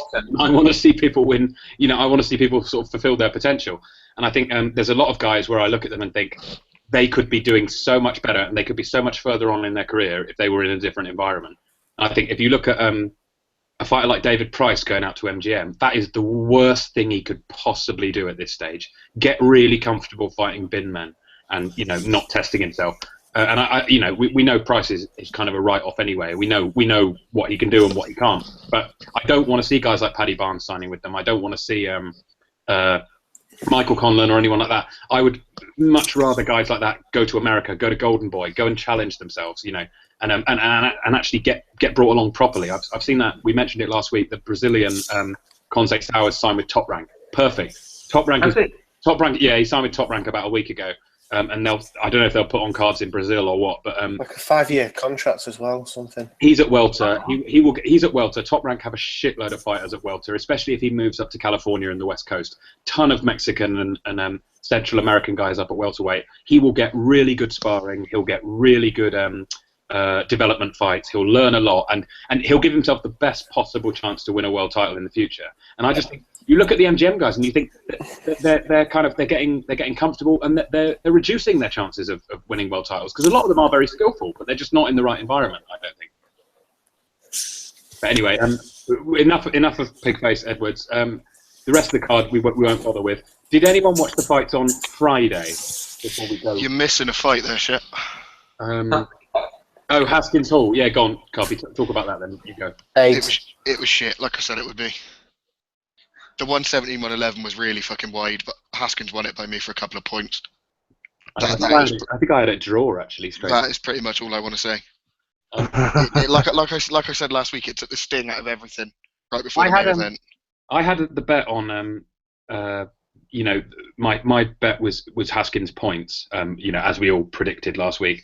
And I was really worried after about 5 rounds because Hall's corner was saying to him, what are you doing? Like, this isn't you. What are you playing at? And they sounded like they were at the end of their rope, and they were basically saying, seriously, after about 5 rounds, that was. Yeah, totally. And I thought they were going to pull him out. I genuinely did. I thought he was going to retire in the corner because not because he was hurt, just because it didn't look like he had any ideas about how to. And he just looked sloppy. He looked like he was sort of forcing his work and all the rest of it. And the corner sounded genuinely annoyed with him, as if to say, if you don't sort yourself out, then we're not going to let this continue. And to Hall's credit, that clearly lit a fire under him because in the second half of the fight he did come on, and it's a bit of a shame that it was so fucking messy, wasn't it? I think I went off and I went out and got a bottle of wine when that was on, but and I sort of came back in, and I think having watched most of it back, I had it about even, and I basically thought Haskins won the first 5, and then Hall pretty much bossed the rest of the fight, and I think I gave Haskins one of the late rounds, which made it even. But he was in real danger of losing that, I thought. And the cards were pretty bad. Shep, compare that corner work to Charlie Edwards, where Stuart Hall had someone saying, you're blowing your chance, and this is what you need to do to fix it, rather than Charlie Edwards, who was told he was winning when he clearly wasn't, and that's why he didn't change anything and he got knocked out. And they kept doing that thing with Edwards, so I know we don't want to go back to it, but they kept doing that thing where they were saying, you're getting to him and he's tiring, when there were absolutely no signs that Casimero was tiring at all. And I think lying to your fighter in that sort of situation, like imagine if Ingle had been saying after the 4th round against Golovkin, you're getting to him, you're hurting him, come on. Like, imagine what would have happened. He would have got... That's not advice. That's just cheerleading because you've got nothing to say. It's nonsense. And I think there was a good argument that maybe the corner should have thought about maybe throwing the towel in for Edwards, I think, a bit earlier, a couple of rounds earlier, because it was very, we all know who Charlie Edwards is. He's not going to knock anyone out above English level. So I think if he's down after 6 rounds, the fight's pretty much over. Stuart Hall's corner, though, Shep, did a real good job of dragging him back into that fight, because he was so convinced to start. He was awful at the beginning. He was so bad, and then he really came back into it and seemed to... I think he seemed to realise that this was his last chance, really, and he had to give it everything he had. But yeah, I agree. Good corner work there, but the fight was awful. I've got to mention about the scorecards as well. Do you know that 117-111 scorecard was horrific, but I did struggle to have a load of sympathy for Stuart Hall, just because I just thought the scorecard against Rodrigo Guerrero, which he had 3 117-111 cards, and I thought there was like 1 round in that fight either way. He did it when McDonnell fought Seha at Doncaster at the Keep Mount. He fought on the undercard. I think the guy was called Sergio Perales, and it was like an IBF eliminator. And he did not win that fight. He did not win it, and I think he got that with quite wide scorecards. Hall's a funny fighter because I don't think I've ever seen a fight of his where it's been accurately scored, either for him or against. Like, I remember against Caballero thinking Hall had won 3 or 4 rounds, and I think he lost like 118, 110 and all the rest of it. And that seemed harsh the other way. And then obviously the Haskins cards were harsh against him. But then, yeah, like you say, there's been many fights when he's got a massive benefit of the doubt in fights that he's got wide wins in fights that were very close. It seemed maybe judges find it tough to score him. I don't know. I know 2 wrongs don't make a right, but I just think it swings and roundabouts, and sometimes you can't have it both ways. Yeah, it's hard to feel sympathy for him when he's benefited in the past. Yeah. Is that 117-111 like the Smigger Abraham card, where it's a bit wide, but you can still make a case for Haskins winning? Not that wide. It's tough to see. It was like 2 different fights. The first 6 rounds, Haskins won easily, in my opinion. Then after that, Haskins was lucky to get a round. Yeah, I'm more pissed off. You can still find rounds to give him in that second round if you're really looking. I thought Haskins won maximum 1 round out of the final 6 at most. Like, there's an argument that Hall won all 6 of the last 6 rounds. But then again, there is absolutely no argument that Hall won any of the first 5. I don't think. So it was a weird fight. Yeah. Carpi, if you were handling Haskins, would you cash in now and maybe go to somewhere like Japan, or would you try to get as many defences as you can? I'm not sure. I don't know if Haskins gassed a bit, so I think that's the only thing that got Hall back into the fight. Haskins slowed down, and obviously Hall's hard to put a dent in, and Haskins doesn't carry any power anyway, really. I think someone like that is just going to be hard work for Lee no matter what. I know Lee beat him relatively easy the first time and maybe made it a bit more difficult this time, but I wouldn't know whether to cash him in just yet. I think he's still got a bit more to give. You'd maybe try and have another easy defence and see how it is before you'd cash him out against someone good. That's what I'd try and do with him anyway.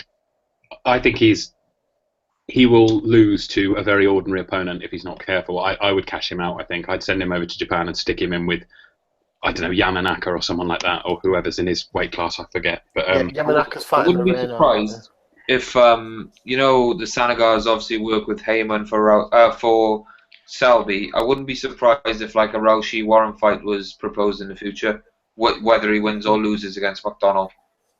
Yeah, the loser of that fight will get Haskins, I reckon. The loser of that fight will end up fighting Haskins. I could see that.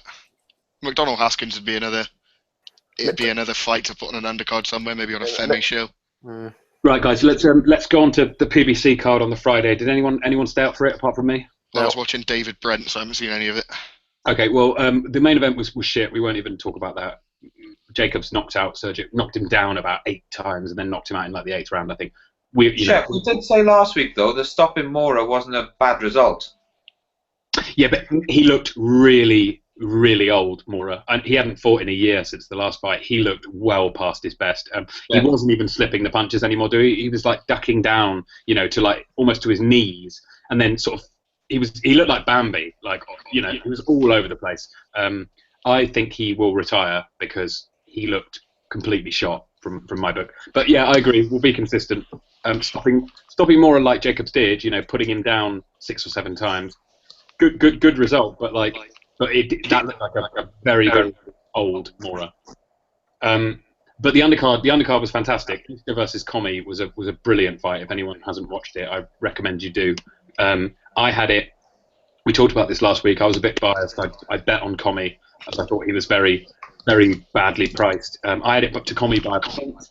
The final cards were 115, 112 to Easter, 114, 113 to Commey, and then 114, 113 to Easter.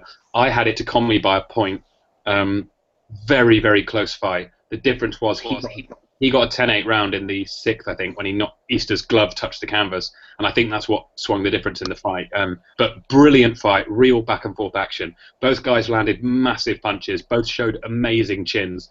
Easter was down going into the final round, came out immediately, sort of really rocked Commey back on his knees, to the point where he was almost sort of sitting down with a huge punch that landed on top of his head, and was just all over him in the final round, knowing that he needed to dominate it and potentially knock him out to win. And he got the fight by a point, and a great atmosphere as well with Broner at ringside jumping up and down. But Easter looks good. He's 6 foot. He reminds me a bit of Karass in terms of his physique. 6 foot, can somehow make 135. Really good chin. Power's probably a bit overstated going into this fight, but he's definitely got good power. Commey is a huge puncher, but I think Easter's length meant that he struggled to land the right hand because Easter was so tall, and his reach is sort of comparable to a guy like I think his reach is comparable to someone like Keith Thurman. I think they'd have a similar reach. Easter is so skinny, like proper beanpole, and very good at sort of managing the distance and keeping his opponent out of range. Commey's tall for the weight as well, but he looked tiny compared to Easter.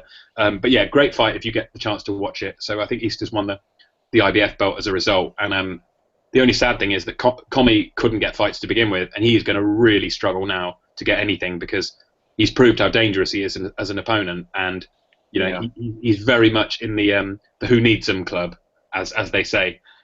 So don't be surprised if Commey if he doesn't fight very much in the next couple of years. It's a real shame because he's a very talented fighter, but I cannot see him unless he signs with Heyman or something. Yeah, sorry, go on.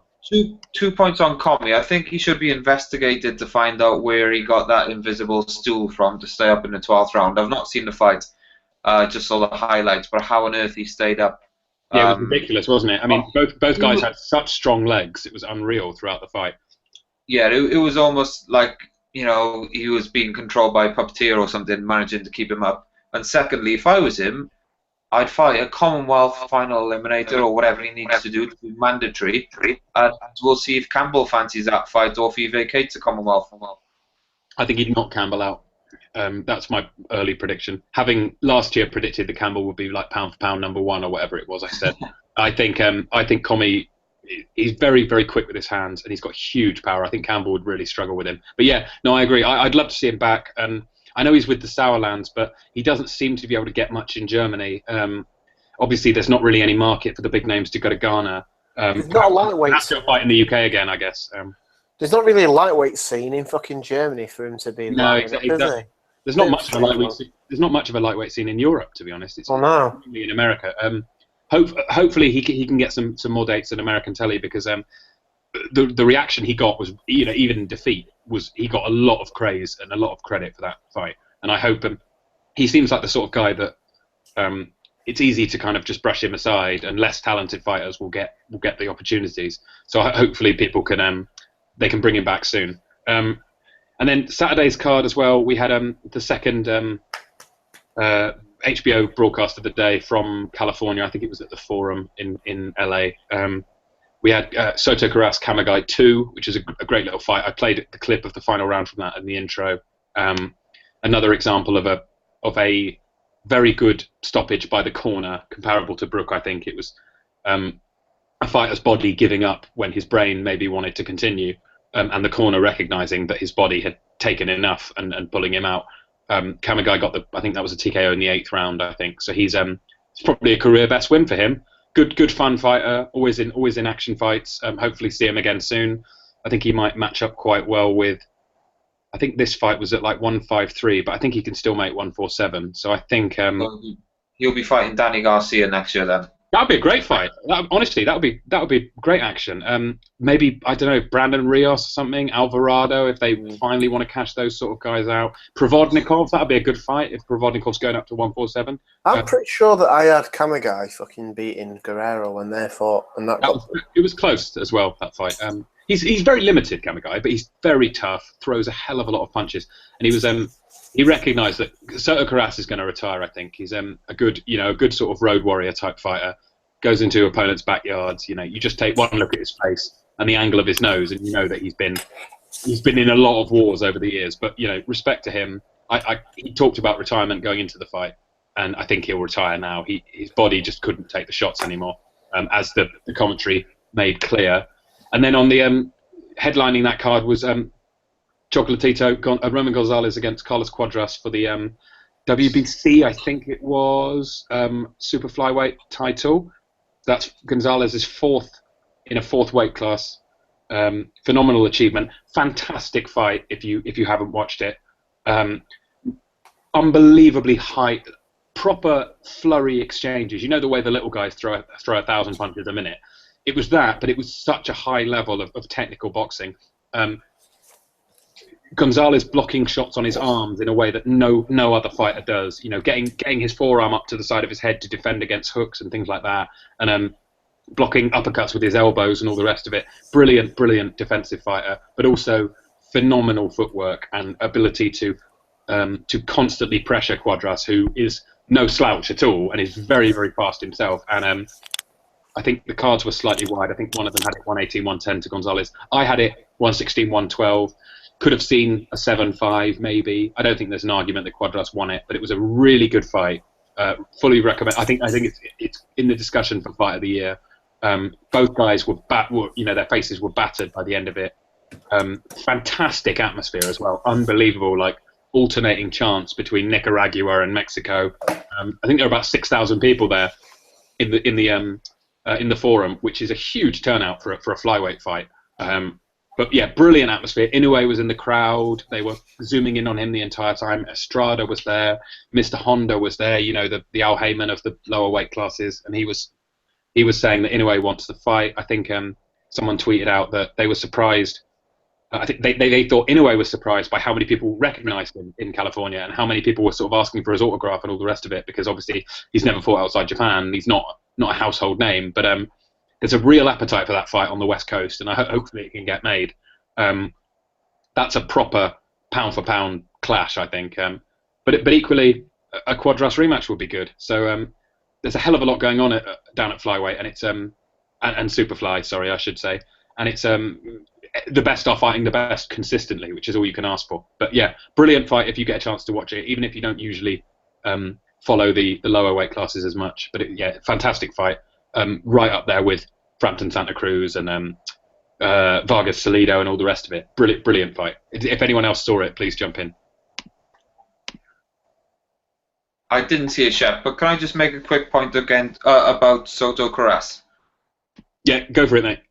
In about 2010, he fought Mike Jones, who you'll all remember for getting blasted by Randall Bailey for a vacant, I think it was the WBO title. But he fought Soto Karass twice, and the reason they fought twice was because in the first fight, Soto Karass absolutely pissed it. I thought he won like 8 rounds to 2, and it was in Texas, and they gave it to... Was that the one where in the first round, Soto Karass got hurt, and then Jones just threw like 100 punches in a minute to try and get him out, and then when he didn't get knocked out, Jones was just like a dead man walking for the rest of the fight? I think I remember that one. Pretty much, yeah. This is literally like 6 years ago now. Punched himself out in like the first round, I think I remember, yeah. And one of the you'll recognise one of the judges who disgracefully gave it to Jones was Levi Martinez, who everyone remembers obviously for the Frampton Quick scorecard.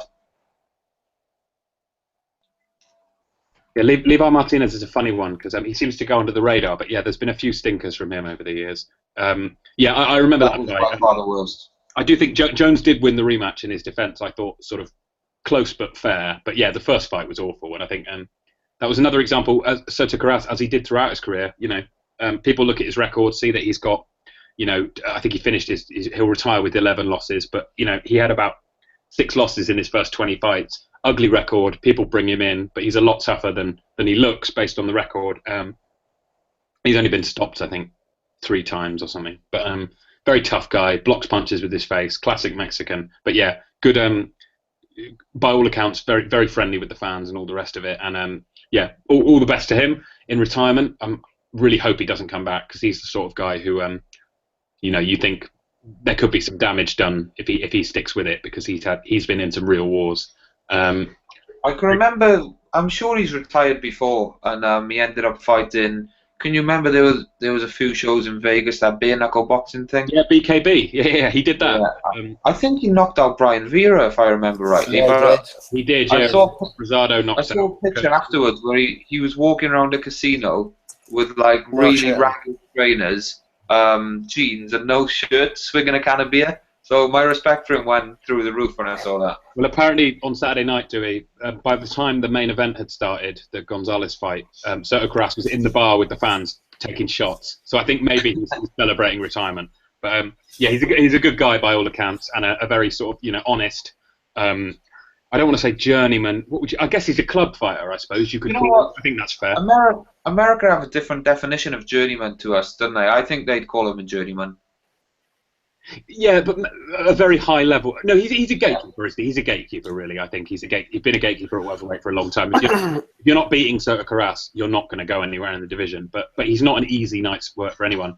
And I still remember, and I completely stand behind this. In 2013, if he'd beaten Thurman, I would have voted him fighter of the year, because he had wins over Aydin that year in January, who was undefeated going in. He beat Aydin, and then he beat Berto in the summer. And if he'd beaten Thurman as well, and he did have him hurt at one point, he hurt Thurman early in that fight. And if he'd got those 3 wins, I would have voted him as 2013 Fighter of the Year. But sadly, it wasn't to be, and he retires with a record of something like 28-12 or something. So an ugly-looking record, but he was a very, very tough guy and a good fighter. Yeah, funnily enough, as I can't get enough of it, that Aydin fight, he'd just fought Guerrero the fight before and fucked his trainer off because he got beat.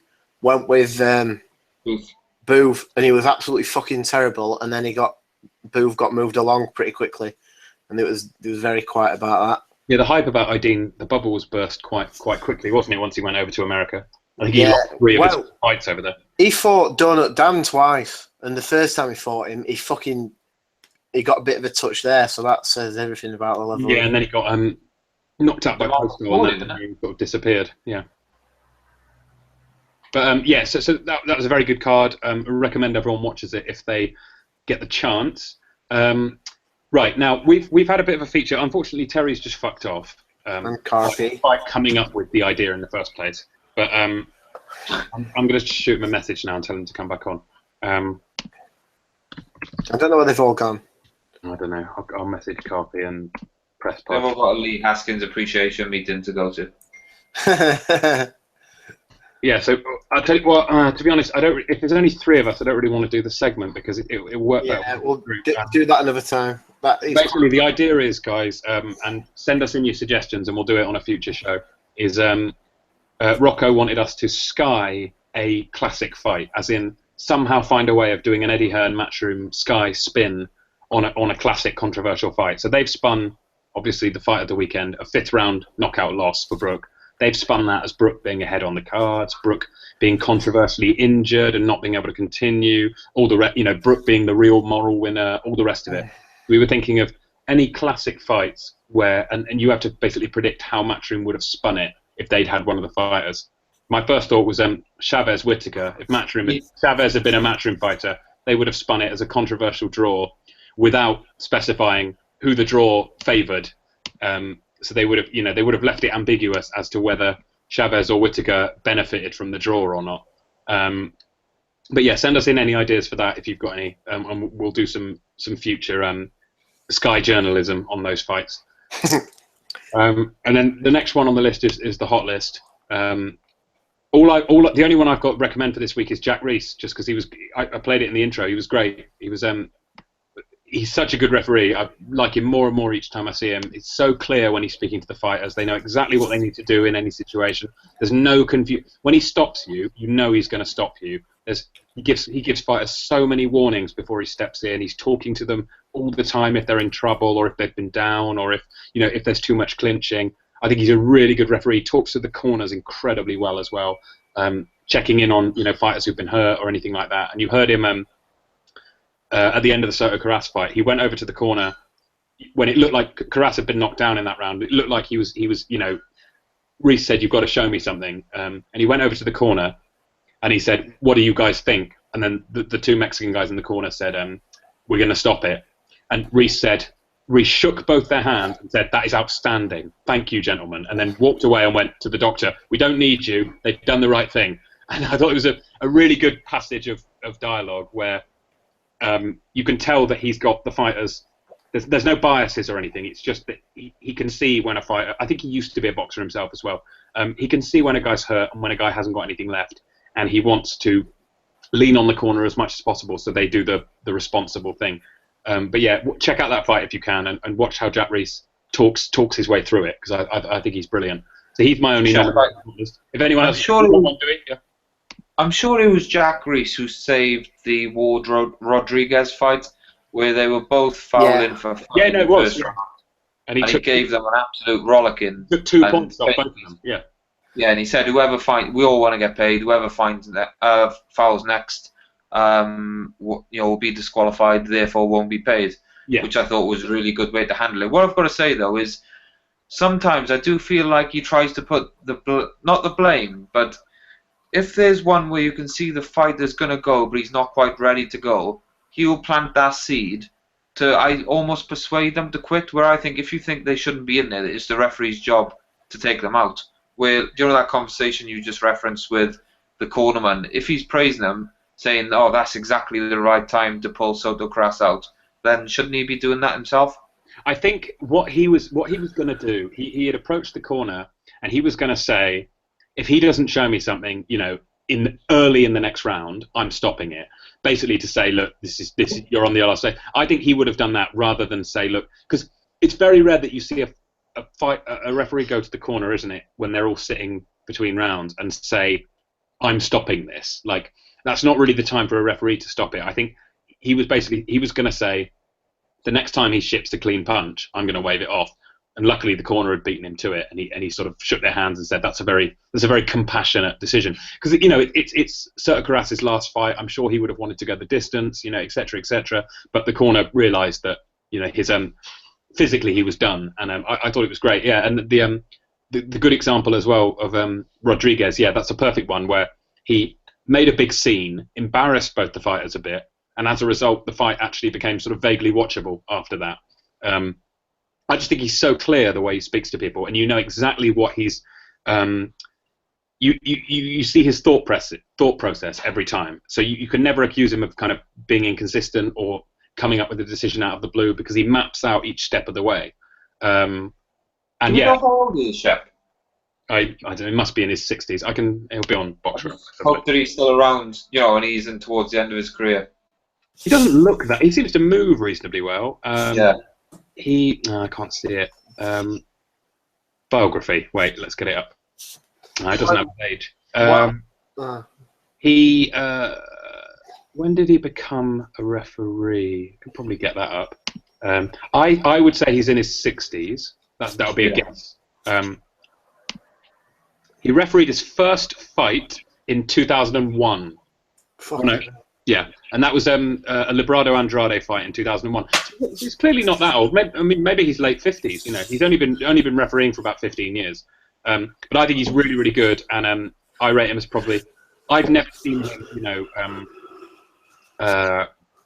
ruin a fight or stop a fight at a terrible moment. I think he's not a smoker where he lets it go on too long. I think he's really good at communicating to the fighters and letting them know, look, I don't like the way you're looking. You've got to do something different, or I'm going to stop it. And also, when a guy gets knocked down and he gives them the instructions, hands in the air, walk to me. Do you want to continue? Do you? And he makes them say, yes, I want to continue, before he'll allow the fight to continue. I just think it's the right way to handle it, and we don't see enough of that in this country. There's too much sort of with the Edwards knockdown, when the guy, I can't remember who the referee was, it's that really tall guy, and he let him up. Steve Gray. Steve Gray, and he was just whispering in his ear, and you just think, like, what's he saying? Like, why don't you just say it out loud so the corner can hear you and everyone knows what's what? Like, very strange. He dried Edwards, he cleaned Edwards' gloves, and then he was just whispering in his ear, and he gave him about 30 seconds before he said box. Very odd, but you'd never get that with Jack Reese, and I think he's for that reason I'm sticking him on the hot list next to Garrido and Amir Imam, who is still on it despite not fighting for about 9 months. Yeah, not really related to the hot list, but I'm just going to say it. Fear anxiety again. Oh, God. How do I even put this into words? So I don't know what this conversation is because I'm blocked by a number of the people involved with it. But basically, he's fucking tweeted, and this is about Triple G, and he's saying that the 84-87 version of Harold Graham beats Triple G. Yeah, he's mental. He's doubling down, isn't he? He said he would win. He's predicted Triple G to lose so many times, and he's wrong every single time. And he's just doubling down, digging his heels in. It's pathetic. Triple G could knock out everyone at 168 and then kill Canelo in the ring, and Fearon would say something like, what's his face? Who's a sort of, I'm trying to think of like a generic 90s middleweight from England. He would say something like Clinton Woods would have won every round against Triple G. Do you know what I mean? He would just get more and more desperate. He's an idiot. You can't trust him on Golovkin at all. Yeah, he'll be picking Alan Minter next. Yeah, exactly. He'll be saying, I would back Minter to stop him. And he'll keep digging and digging and digging because he can't admit that he's wrong. And he's been wrong for years. He's an idiot. But anyway, Should we move on to a little bit of a preview if we're not doing any fun features? Can we start with the proper fight and then get on to the sideshow? We can. Just let me get the schedule up because I'm not actually. I forget the undercard for this. We've got obviously the biggest fight is it's actually a couple of decent fights on the Friday night. Ishe Smith against Frank Galaza. That might be a decent fight. I think that's on Showbox. That's possible. That might be worth backing Galaza because he got chinned, didn't he, last time? I think I might back Smith in a decision on that one because I think Galaza's been exposed a bit. Yeah, but Smith's pretty ineffective. He is, but I feel like he might be able to frustrate him. Anyway, let's move our way up on the Canelo Smith card. We've got Diego De La Hoya versus Orlando Del Valle. If anyone's got an opinion on that, De La Hoya's looking good. He's improving all the time. Who's he for? I'm sure I remember that name from somewhere. Not De La Hoya, obviously. No, not De La Hoya. The other guy.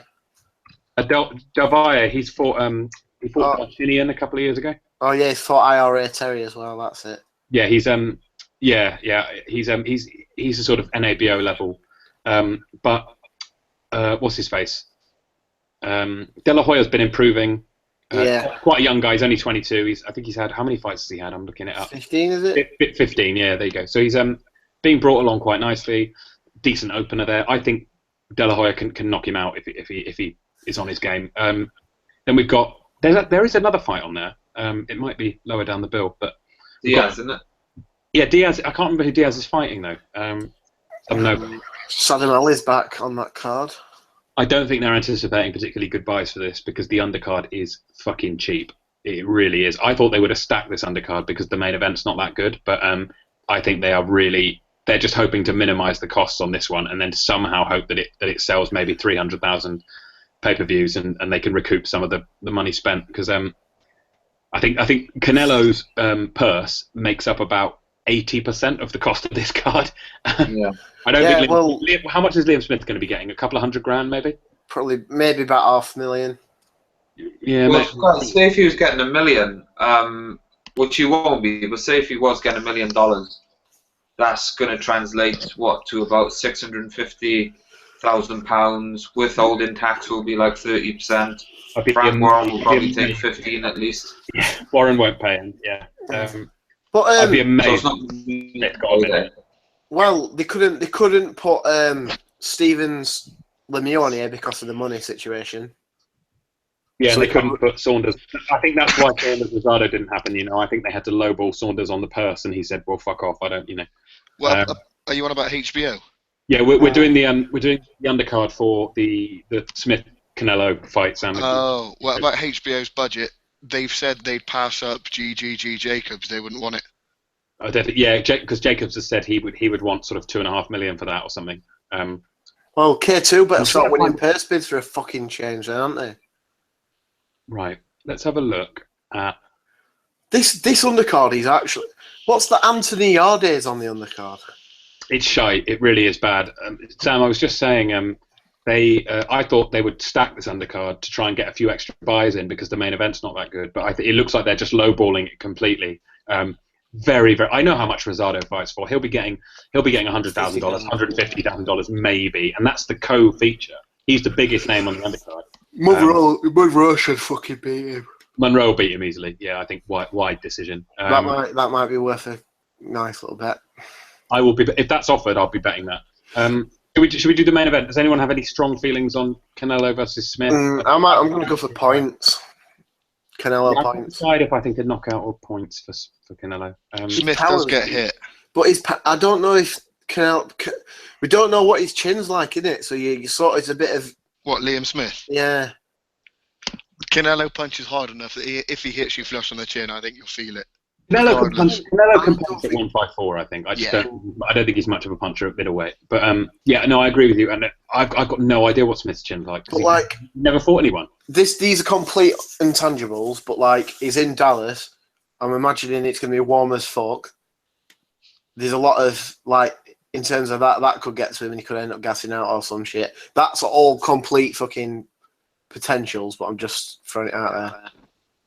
I'm trying to see. I can't find the purses anywhere, but I would guess. Sam, we were saying, how much do you reckon Liam Smith's on for this fight? A couple of £100,000? Yeah, I would say between 250 and 400 grand, somewhere in between that region.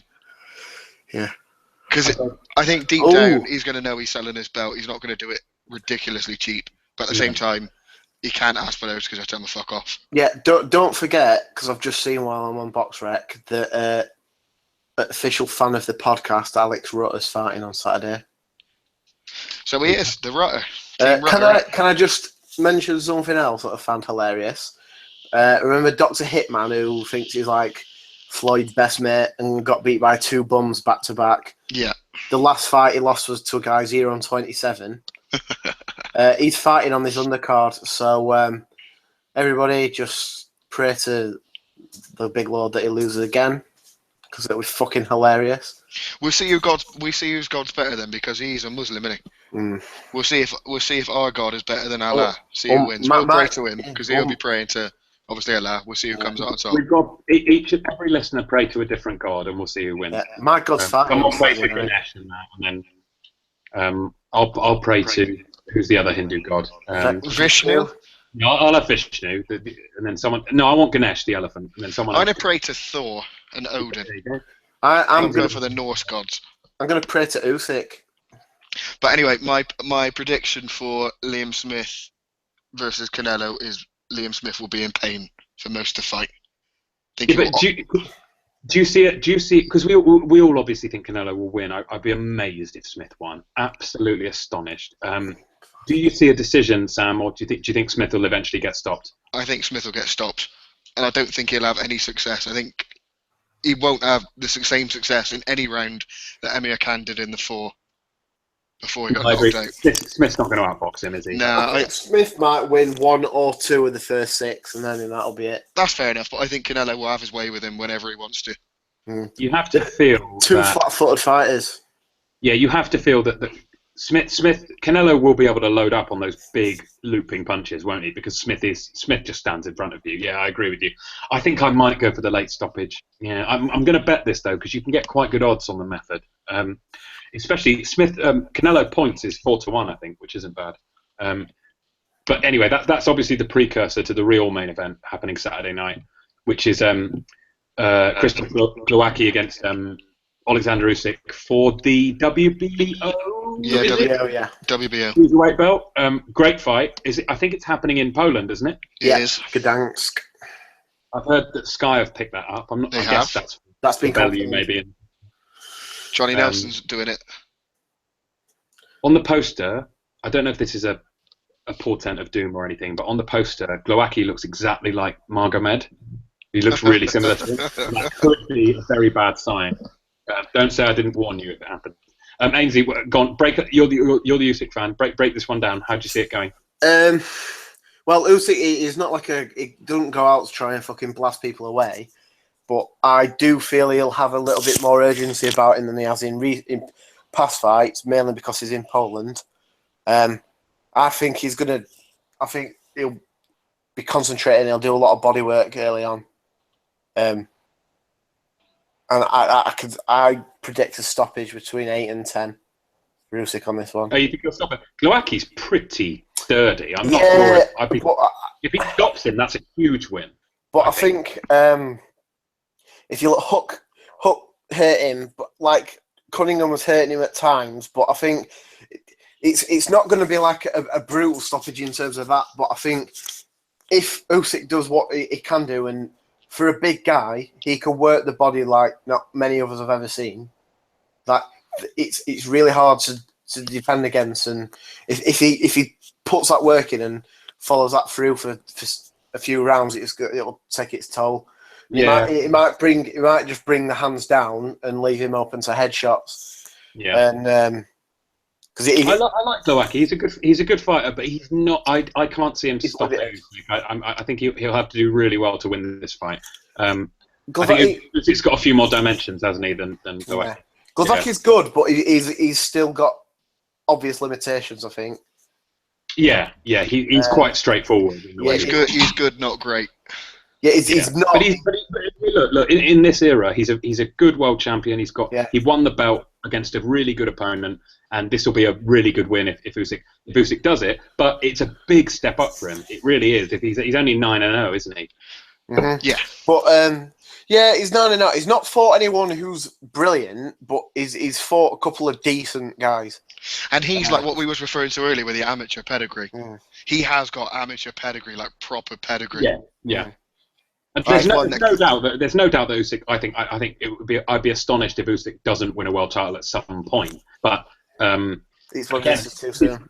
I'm not saying necessarily too soon, but it is coming early in his career. So there's always that kind of there's that mystery, isn't there? When fighters take fights ahead of time. The only thing with this, which is it's not a concern, but it's something I've got to think of. Usyk's not fought for 9 months. Yeah, I was going to say, mate, he's been inactive, and when he has been fighting, it's not been against anywhere near world level. Like you say, a couple of kind of gatekeepers, but nothing above that. He's got a conspiracy here, hasn't he? What? No, there's no conspiracy. Oh, I thought you was going to say he's been cycling off his Maldonian. No. I think he was doing shit for Vlad, I think, when he fought Fury. So. Sorry, mate. Have you got? We're doing Usyk versus Glowacki on the Saturday, which I think is going to be shown on Sky. Have you got any thoughts about that one? Good fight, we think. Yeah, I think it's a very good fight. I think. Do you know? We've seen obviously Lomachenko fight for a world title after a couple of fights, but Lomachenko had 6 WSB fights, where Usyk had like 2.5 seasons in the WSB. So I don't think, although he hasn't fought the top of the top cruiserweights yet, he was fighting a super heavy in the WSB. Yeah. Obviously, he beat Joe Joyce, won every round against Joe Joyce, which was a good win. So I don't think he's as unprepared as a lot of 8 or 9-0 to prospects, I suppose you call them, don't you? Yeah. There's no doubt that he's for a 9-0 guy, he's about as experienced as you can possibly get. But there is always that. It is a jump, though, isn't it? I mean, if you look at his pro career, it's a big leap up in opposition. And Glowacki's no mug at all. He's a very good world champ, very tough. I think Glowacki. Sorry, mate. I think Glowacki's extremely fit as well. The pace him and Marco Huck fought at, obviously, he didn't only just outlast Marco Huck in the end, but he carried his power and he overcame a real bad knockdown as well. I think it was the 6th round. I think, the Huck fight, he came from behind to win it, didn't he? And I think he looks like a big potato, but he's in great shape. He's got a really good engine. I agree with you. Well, I think it's a different. because I think Hook always gives people that chance because he's not very busy for the whole round. He sort of fights in spurts. Yeah. So I think, but like Usyk's not a fucking pressure fighter whatsoever. He'll work at his own pace, but I think he's very, very accurate. Very accurate. So he doesn't waste shots, and like Glowacki can be a bit square on. He does just walk forward in straight line sometimes, and if he does that, he's just going to get picked off quite easily.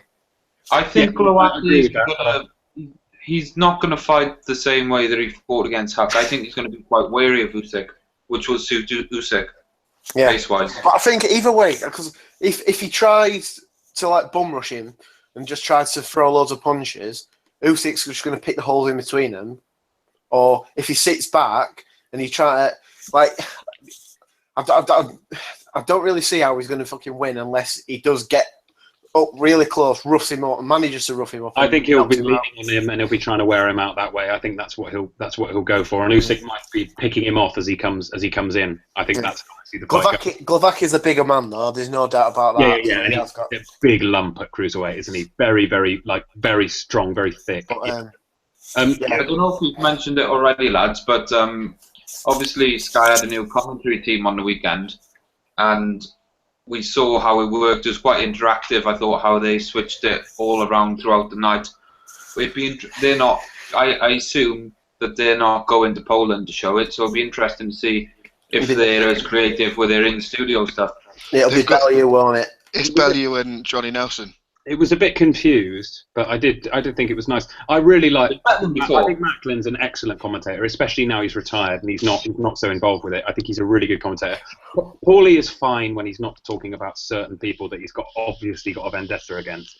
But he's got a personal issue with Pacquiao. It's a very personal thing from when Paulie was training in the wild card, and then Pacquiao used to roll in, start training and then everyone would forget about Paulie and just ignore him and tell him to sort of fuck off to the smaller room. It's very, very personal, that rivalry, but obviously all one way. I don't think Pacquiao would probably even know Paulie is if you showed him a picture, but Paulie is very, very bitter about that. And as a result, did get a good rim job from him, as you like to say. He got a rim job from Magic Man, the Magic Man custom shop in New York. Yeah, if you ever want a rim job, guys, and you're ever in America, go to Magic Man Rims. The best rim job on the East Coast. Do you know the other night, lads, how they didn't have Macklin commentating or analysing or doing anything for the Edwards fight? If Macklin, and I agree that Macklin's analysis is really, really good, but if his role is increased with Sky, I wonder how he'll factor in covering fighters who are under the MGM banner, because we all know Macklin isn't that hands-on with the management, but it's still his name to it. Maybe a conflict of interest there.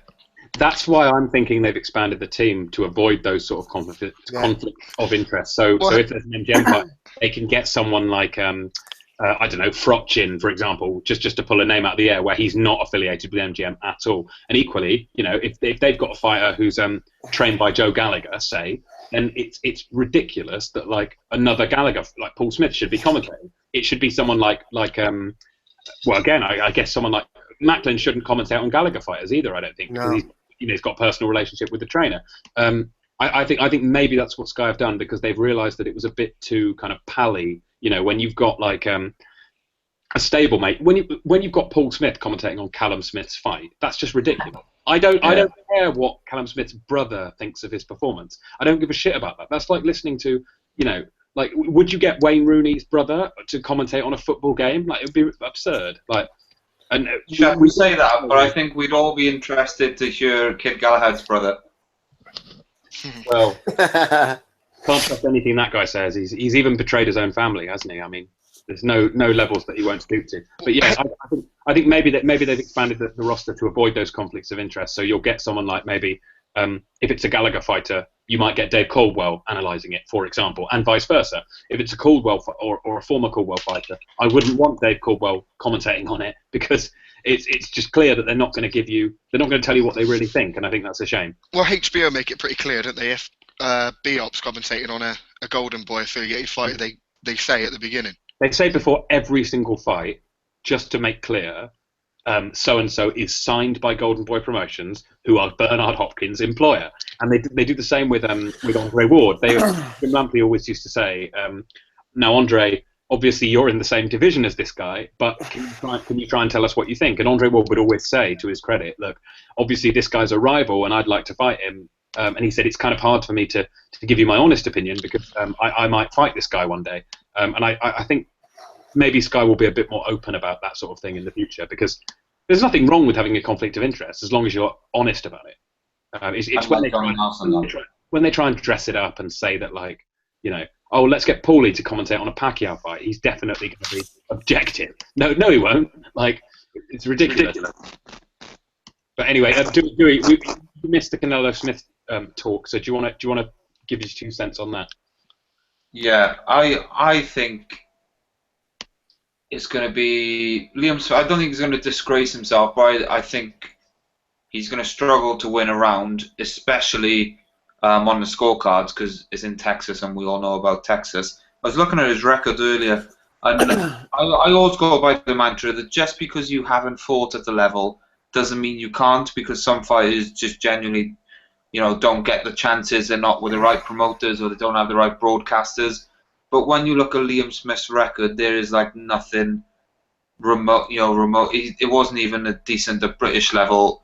When you consider his best wins at British level, like Eric Ocean, Jason Wellborn on 2 weeks' notice, Steve O'Meara for the Commonwealth, it's a really shallow record. And you could argue that since he's won a world, now I can't really call it a world title, since he's got that WBO belt, he's actually gone backwards in the opposition he fought. He obviously fought Radacevic in his last fight, who I maintain wouldn't win a Welsh title. He wouldn't beat Barry Jones for a Welsh title. Obviously, he's not Welsh, but you know what I'm saying. Jimmy Kelly, who will never win a British title, and John Thompson, who he's been knocked out before. Since then, he fought Willie Monroe Jr. and lost pretty much every round. I think John Thompson's quite useless as well. He's a Friday Night Fights level guy. Well, right? Can we not forget that Thompson won virtually all the rounds in that fight? He won the first 3 rounds, like, clearly. I think I'd pretty much got him having every round, but he just knew he was going to get knocked out because he just looked like shit. Like Thompson had no chin. We all said it beforehand. He's been iced several times before, and they were single shot punches, you know, which is the hallmark of a guy who really can't take a punch.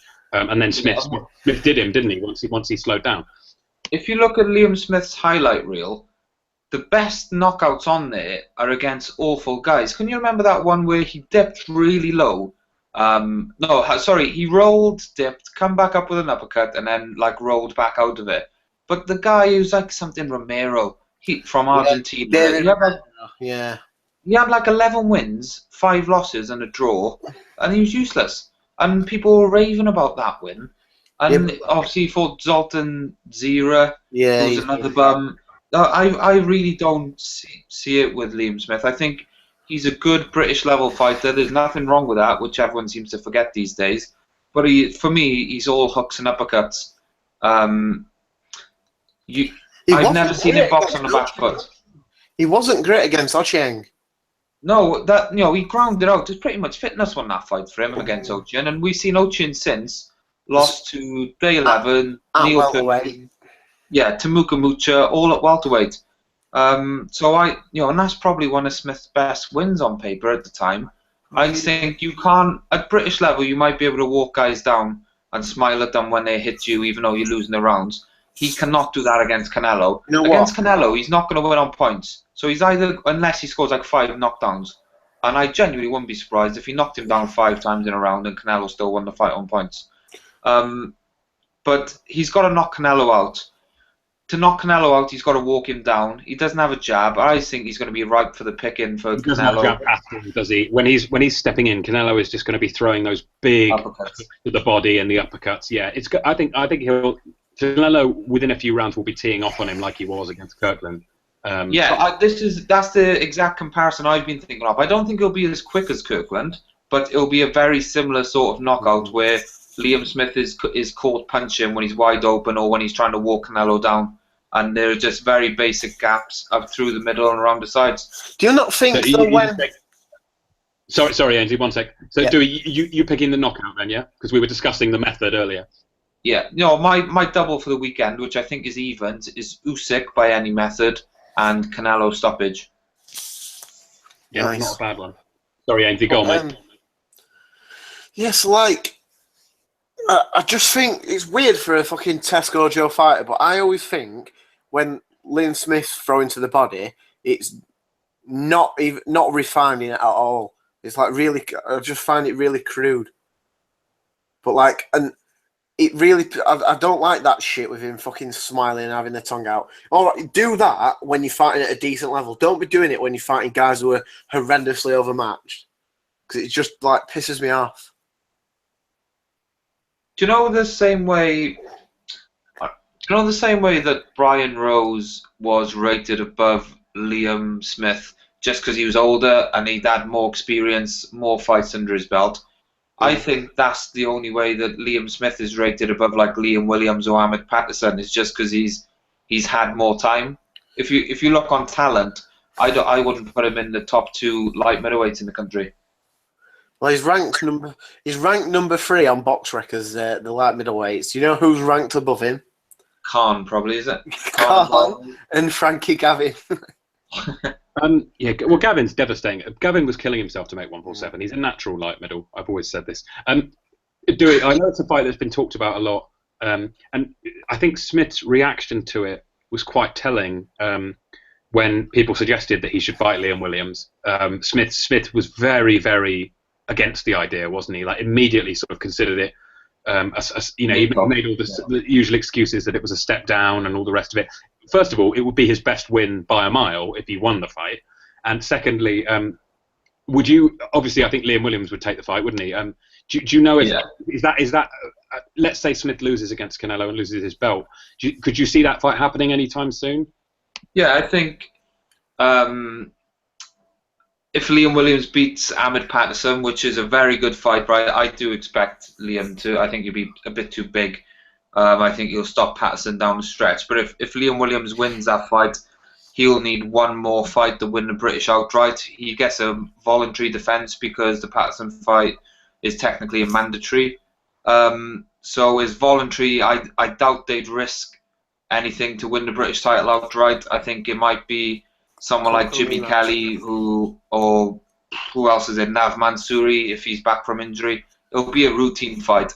By that time, if he has that fight in February or March, by that time Liam Smith is going to be itching to get back. He'll get a decent payday against Canelo compared to everything he's had before. So he won't be in a rush if he loses this weekend to be back by December. But maybe April or May next year.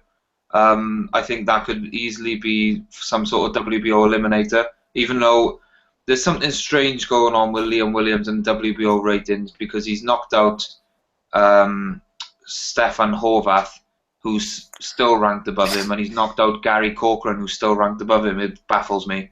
Yeah, he's been in the top 15 for a long time, hasn't he? But he hasn't really moved up in ages. Yeah, even though he's beaten 2 guys above him and they've not moved him up. But I'm sure when Frank Warren wants something to happen with the WBO, it usually happens, doesn't it?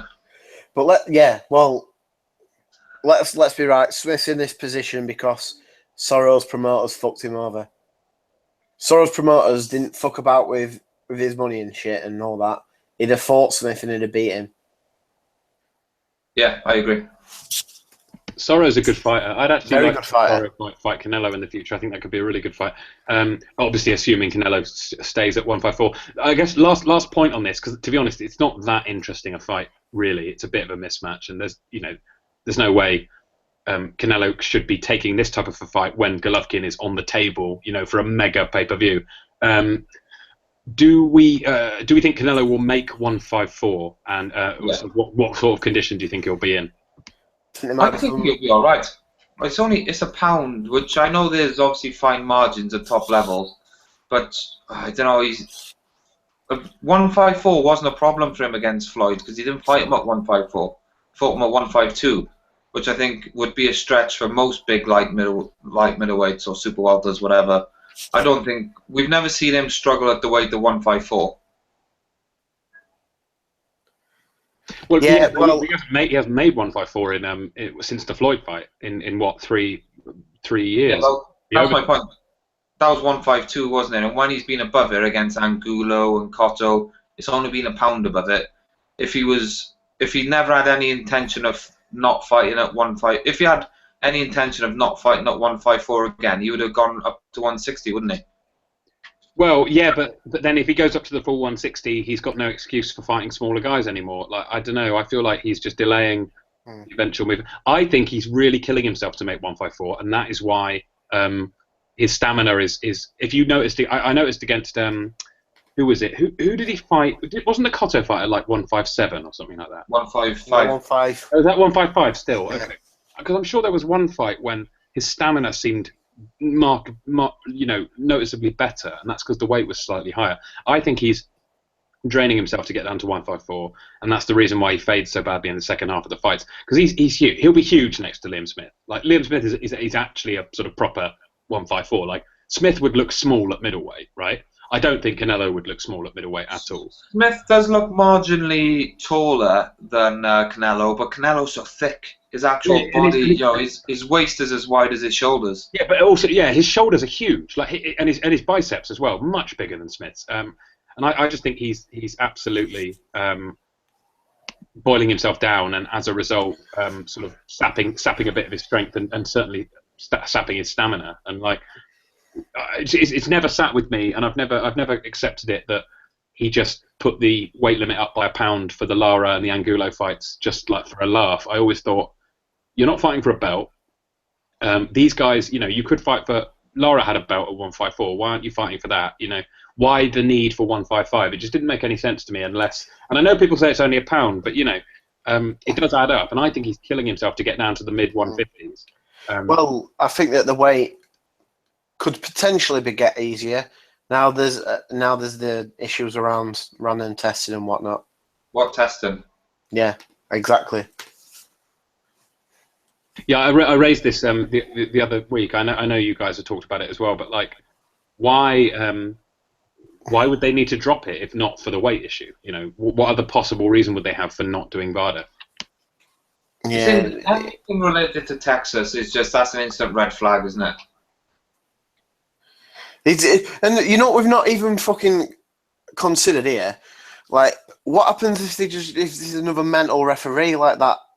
Who was the ref now when Burns fought Figueroa, and he's like holding Burns' arm back while Figueroa was throwing punches at him. The ref you're on about is the same ref. Lawrence Cole. Lawrence Cole, yeah, that's him. That's it, Lawrence Cole. He's the same one who told Marquez. I can't remember which fight it was, but he told He was winning, yeah. Marquez he was winning. So if he wanted to, end the fight because he was accidentally cut, he could do it. I think that was the Salido. I think that might have been the Salido fight, and he said, like, just so you know, you're up. Because he had a cut on his head, didn't he, or whatever. But it wasn't just that he told him that. He went to cover the mic when he told him. Yeah. He's completely corrupt, but his dad runs the commission, doesn't he? That's the whole point. And I think, there's going to be some shenanigans here. I think the ring is going to be very, very small, because that's how Canelo wants it. Not that Smith is a mover anyway. I just think the ring will be very small. I think the mattress will be very spongy, like it was against Trout, just to make sure that Smith is going to be stood right in front of Canelo all night. Yeah, and I could see him sort of getting. I don't know if he'll get splattered like Kirkland did, but I can see him sort of taking a few and be sort of against the ropes and getting stopped that way. I think Canelo's going to be landing the uppercuts all night. It's really tough in that sense because Smith hasn't fought anybody, and the nobodies that he's fought, no one's even had like I don't really want to use him, but like say Carson Jones, he doesn't hit hard, but he's got some power, so he could gauge a bit the punch resistance from that. He's not fought anybody who's ever really going to be able to hurt him. So how can you judge his chin? It's the same with his power. You can't tell how hard Liam Smith hits because he's only fought fucking idiots. Yeah, absolutely. Never knocked anyone out meaningfully. The only thing you know about Smith is that he likes to go to the body, and he's got that big high guard. He doesn't have a jab, like Dewey said. He's got a high guard. He doesn't jab. Not that Canelo jabs that much either, but Canelo has shown that he can jab when he wants to. Terry, I know you're on. Thanks for coming back, mate. Have you got any thoughts on the Smith-Canelo fight before we wrap up? I'm sure you want. No. You love the Smith family, don't you? I'm sure you want him to win. No, I've got no thoughts on it. It's a belt grab. He's going over there as a champion to lose his belt. Yeah, sold his belt. If he wins, he wins. But they haven't brought him over there with any. They've brought him over there to grab his belt. So, yeah. Not excited about it. What other fights have we got into? Oh, and Crawler Linares is the week after, isn't it? Yeah, well, the few of us. Are you going to that, Dewey? Yeah, I'm coming to that. Oh, yeah. There you go. There's about half the pod going to that, aren't yeah. Carl's going, I'm going. Carpy's going. Pops. I'm really torn on that Pops fight. is going. We'll do a proper preview on that next week, but can I just ask, I haven't been keeping up with it at all because I'm not going, but has the undercard has that come together at all? I'm just looking now, I don't believe it has. It's a Manchester card. That was my reason for not getting a ticket, because I didn't have faith that the undercard was going to be any good. And it's a good main event, but it's not good enough to justify me going up to Manchester for the weekend. Like if there were 2 or 3 other fights on. Jesus Christ. What is it? So I'll just start from the bottom. Marcus Morrison, TBA. Nathan Wheatley, don't know his TBA. Lyndon Arthur, he was one of the GB. Well, I don't think he's elite GB, but he was in and around. He's making his debut. Conor Benn, TBA. Mark Jeffers, don't know his TBA. Liam Conroy, he's local guy, TBA. Jose Burton defending his British light heavyweight title against Thomas Benjamin, fucking nobody again. So there's like 6, 7 TBAs there. Good going. Callum Johnson's fighting Wilberforce Shehepo. He fought he fought Abraham a couple of years ago and got mugged off a little bit. Could argue that he beat him, but Callum Johnson's shit as well. He's a twat. He's not that bad. He's just been very, very slowly brought along. John Ryder's fighting Jack Arnfield. So everyone's thought, oh, that's not too bad, but I beg to differ on that one. That's okay, but that is not going to sell any tickets. It's a hard filler, isn't it? Yeah, but fucking hell. Like Arnfield, that's not the chief main, is it? Ryder Arnfield. No, but it's almost. But Arnfield lost to fucking Cello Render like last year. I mean, come on. Cello Render. You know what I mean? Like, yeah. Prize fighter king. Yeah, he lost on points to fucking Cello Render as well. It's not like he got chinned. Isaac Lowe's fighting the Atomic Spider, and then Crawler Linares. Do you know what Isaac Lowe? Sorry, Isaac Lowe is the chief support. Yeah, I cannot stand. He has got an awful fucking style. That's bad, man. I'm glad I didn't get a ticket. Sorry, Dewey, go on. With the Hosea Burton thing, I don't understand what's happened, but I understand he's had 2 consecutive opponents pull out for a British title fight. Tony Dodson first, and then Frank Buglioni, both with legitimate injuries. But on that undercard, I'm sure they have Liam Conroy fighting that Tommy Tatham, both light heavyweights. Surely they qualify for. No, Tommy Tatham's not fighting Conroy now, but Liam Conroy is fucking bad, mate. But what else is there domestically at light heavyweight? I suppose it's Bob Adjusaf, and it wasn't that long ago. Bob Adjusaf don't want it. He does not want that. I can fucking guarantee it. Coming off a loss, though, what else is he going to get? True. I don't know, man. There's no one about fucking. Well, they were talking about Tony Dodson, weren't they, not long ago at fucking Goodison. Yeah, and then he suffered injury. But I mean, the Buglioni thing fell through because I think that would have been Buglioni versus what's his face Burton. That would have been a good sort of British or English level, I suppose, if you want to be unkind. Burton would have chinned him pretty. Burton probably would have knocked him out. It would have been, but it would have been a fun fight. Buglioni beat him twice in the amateurs, though. Busted him up the second fight. Yeah, but I think Buglioni's past it though. Yeah, I think Buglioni's regressed a lot. I know he's not old, but I think he's taken a few beatings, and I think he's slowed down a bit. Yeah, he's not very good anymore. I think after getting chinned by the prospect killer did to him. Yeah. But that's while we mentioned Kamitsky. Have you seen that fucking Adam Etchers is up for Young Boxer of the Year? Yeah, it's a bit of a weak list this year, isn't it? Yeah, but do you know who he's fought in? Well, do you know who he's fought in the last 12 months? Has he fought mentioned Zoltan Zira? That's it. That's his Has he only fought a fight. winning record since he got chinned? Has he fought an opponent with a winning record? Yeah, he fought some fucking suspect South American who had 11-0 record, chinned him. That was last July. Then in March, he fought Zoltan Zira and knocked him out. So he's had one fight in this year cycle, as you could say, against a guy who's 22-7, and he's up for fucking Young Fight of the Year. Yeah, that's a. I find it funny as well that Sam Eggington was head and shoulders above everyone last year, and they gave it to Mitchell Smith. And he's not had a great year this year, and they've nominated him for the award again. Yeah, I just... Should have had it last year. Mitchell Smith, yeah, he's fighting again soon. So wait, Young Boxer of the Year. Jesus Christ, this is worse than I first thought.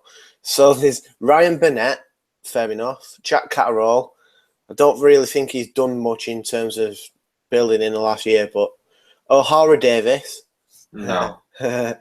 Charlie Edwards, Sam Eggington, Adam Etchers, Hughie Fury, Isaac Lowe, which is not bad. Martin J. Ward, not really agree with it. Thomas P. Ward, then Liam Williams and Gamal Yafai.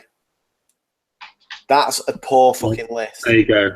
It's not great. Who So I guess give that to? Who would I give it to? Yeah. Liam Williams or Burnett, maybe? Burnett's who's Burnett's Burnett still beating? No, doesn't Burnett have a fight scheduled? He does. I imagine He does against it's quite, Ryan Farag. yeah, but that's that's all right. That's a step up. but you have to look at his resume up to this point, not to that one. So, Yeah. It's He hasn't still stepped. September, isn't it? but like Hughie Fury, I don't I won't give it him. No, I'd give it to probably Liam Williams or Isaac. Isaac Yeah, Love's worth Williams. No. In that period they look at, Liam Williams stopped Carslow, who Yeah. Had never been stopped before. yeah, he beat the points with Sorrow, had a good fight with that Damien Jonak, pushed Brian Rose all the way, so that was a decent win. And then obviously the Corcoran fight, which probably is the best win in the last 12 months of anyone on that list. Yeah. I just don't get it. Egerton's lost quite badly in that period, and he's not really fought anyone of any note. Charlie Edwards has not really fought anyone. O'Hara Davis is still a joke. Catterall has not built on that win against Stalker. Burnett is sort of treaded water as well. Gamal Yafai is still a rank fucking novice. Martin J. Ward.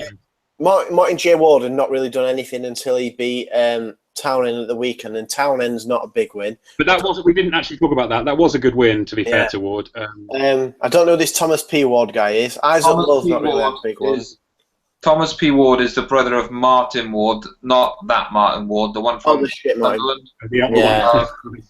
And his best win of the last year, he beat that Everth Bricano, the South American who Andrew Selby beat as well, and he also beat Robbie Turley, who's Welsh champion at super bantamweight. So nothing, amazing. Oh God, I've seen this guy's record. Yeah, he is not. Yeah, so he shouldn't really get it.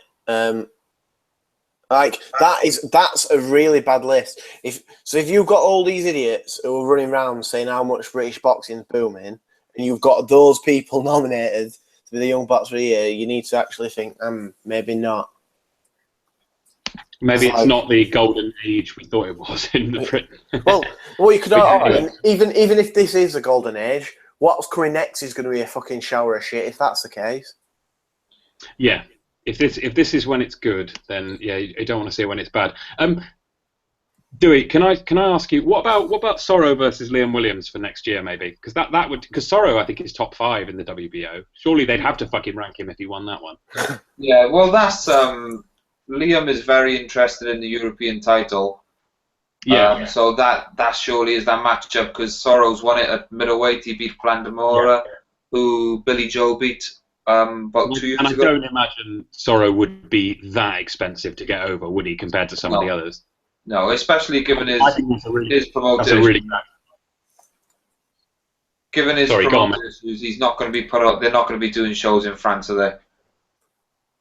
No, and he's fought on the road a bunch of times, hasn't he? And he's gone to like small scale shows in the States before and fought on like local bills. Yeah, maybe that's one to look out for. I think that's a really good action fight for next year, maybe. Yeah, same. He just needs to be active, doesn't he, Soro? He's fought like twice in 2 years. It's a shame. Yeah, he's letting his prime go past him, isn't he? How old is he? He is. And he's another one like Comey where I think he's like 28 or something.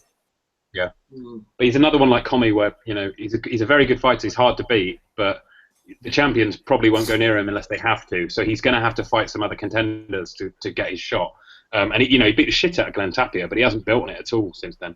Like Blandamora's a decent win, but then oh my lord, I've only just seen who he fought. Can he, Blandamora? He fought. Blandamora's an okay win. He fought in July, right? And guess who he fought? It's Sultan Zero. No, it's a former Kell Brook opponent.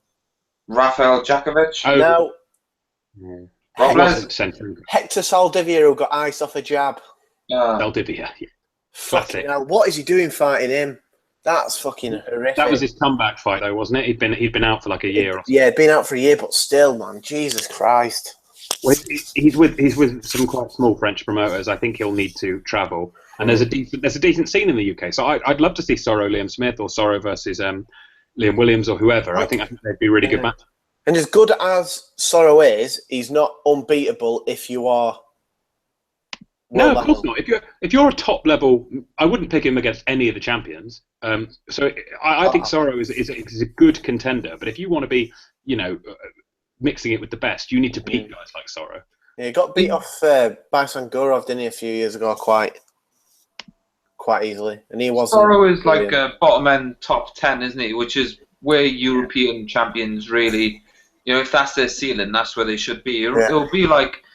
Remember when Bundu came over here and beat Lee Purdy? Yeah. It's that sort of guy, I think. Where I was going to compare him to Bundu. Level. He's Bundu, but he can punch a little bit, I suppose. Yeah.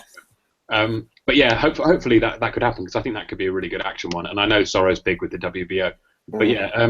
So anyway, guys, I think should we wrap it up there? Just because we've covered everything, I think. And we'll next time we get the whole panel on, we'll do Terry's Sky ideas. So send us in your ideas for historical matchups that we can get the Sky propaganda pumping on.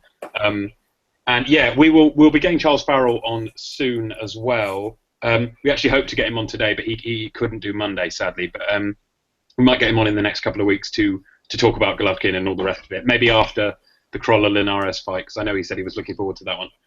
But yeah, cheers guys for listening, and we'll be back again next week. Cheers guys. Boy.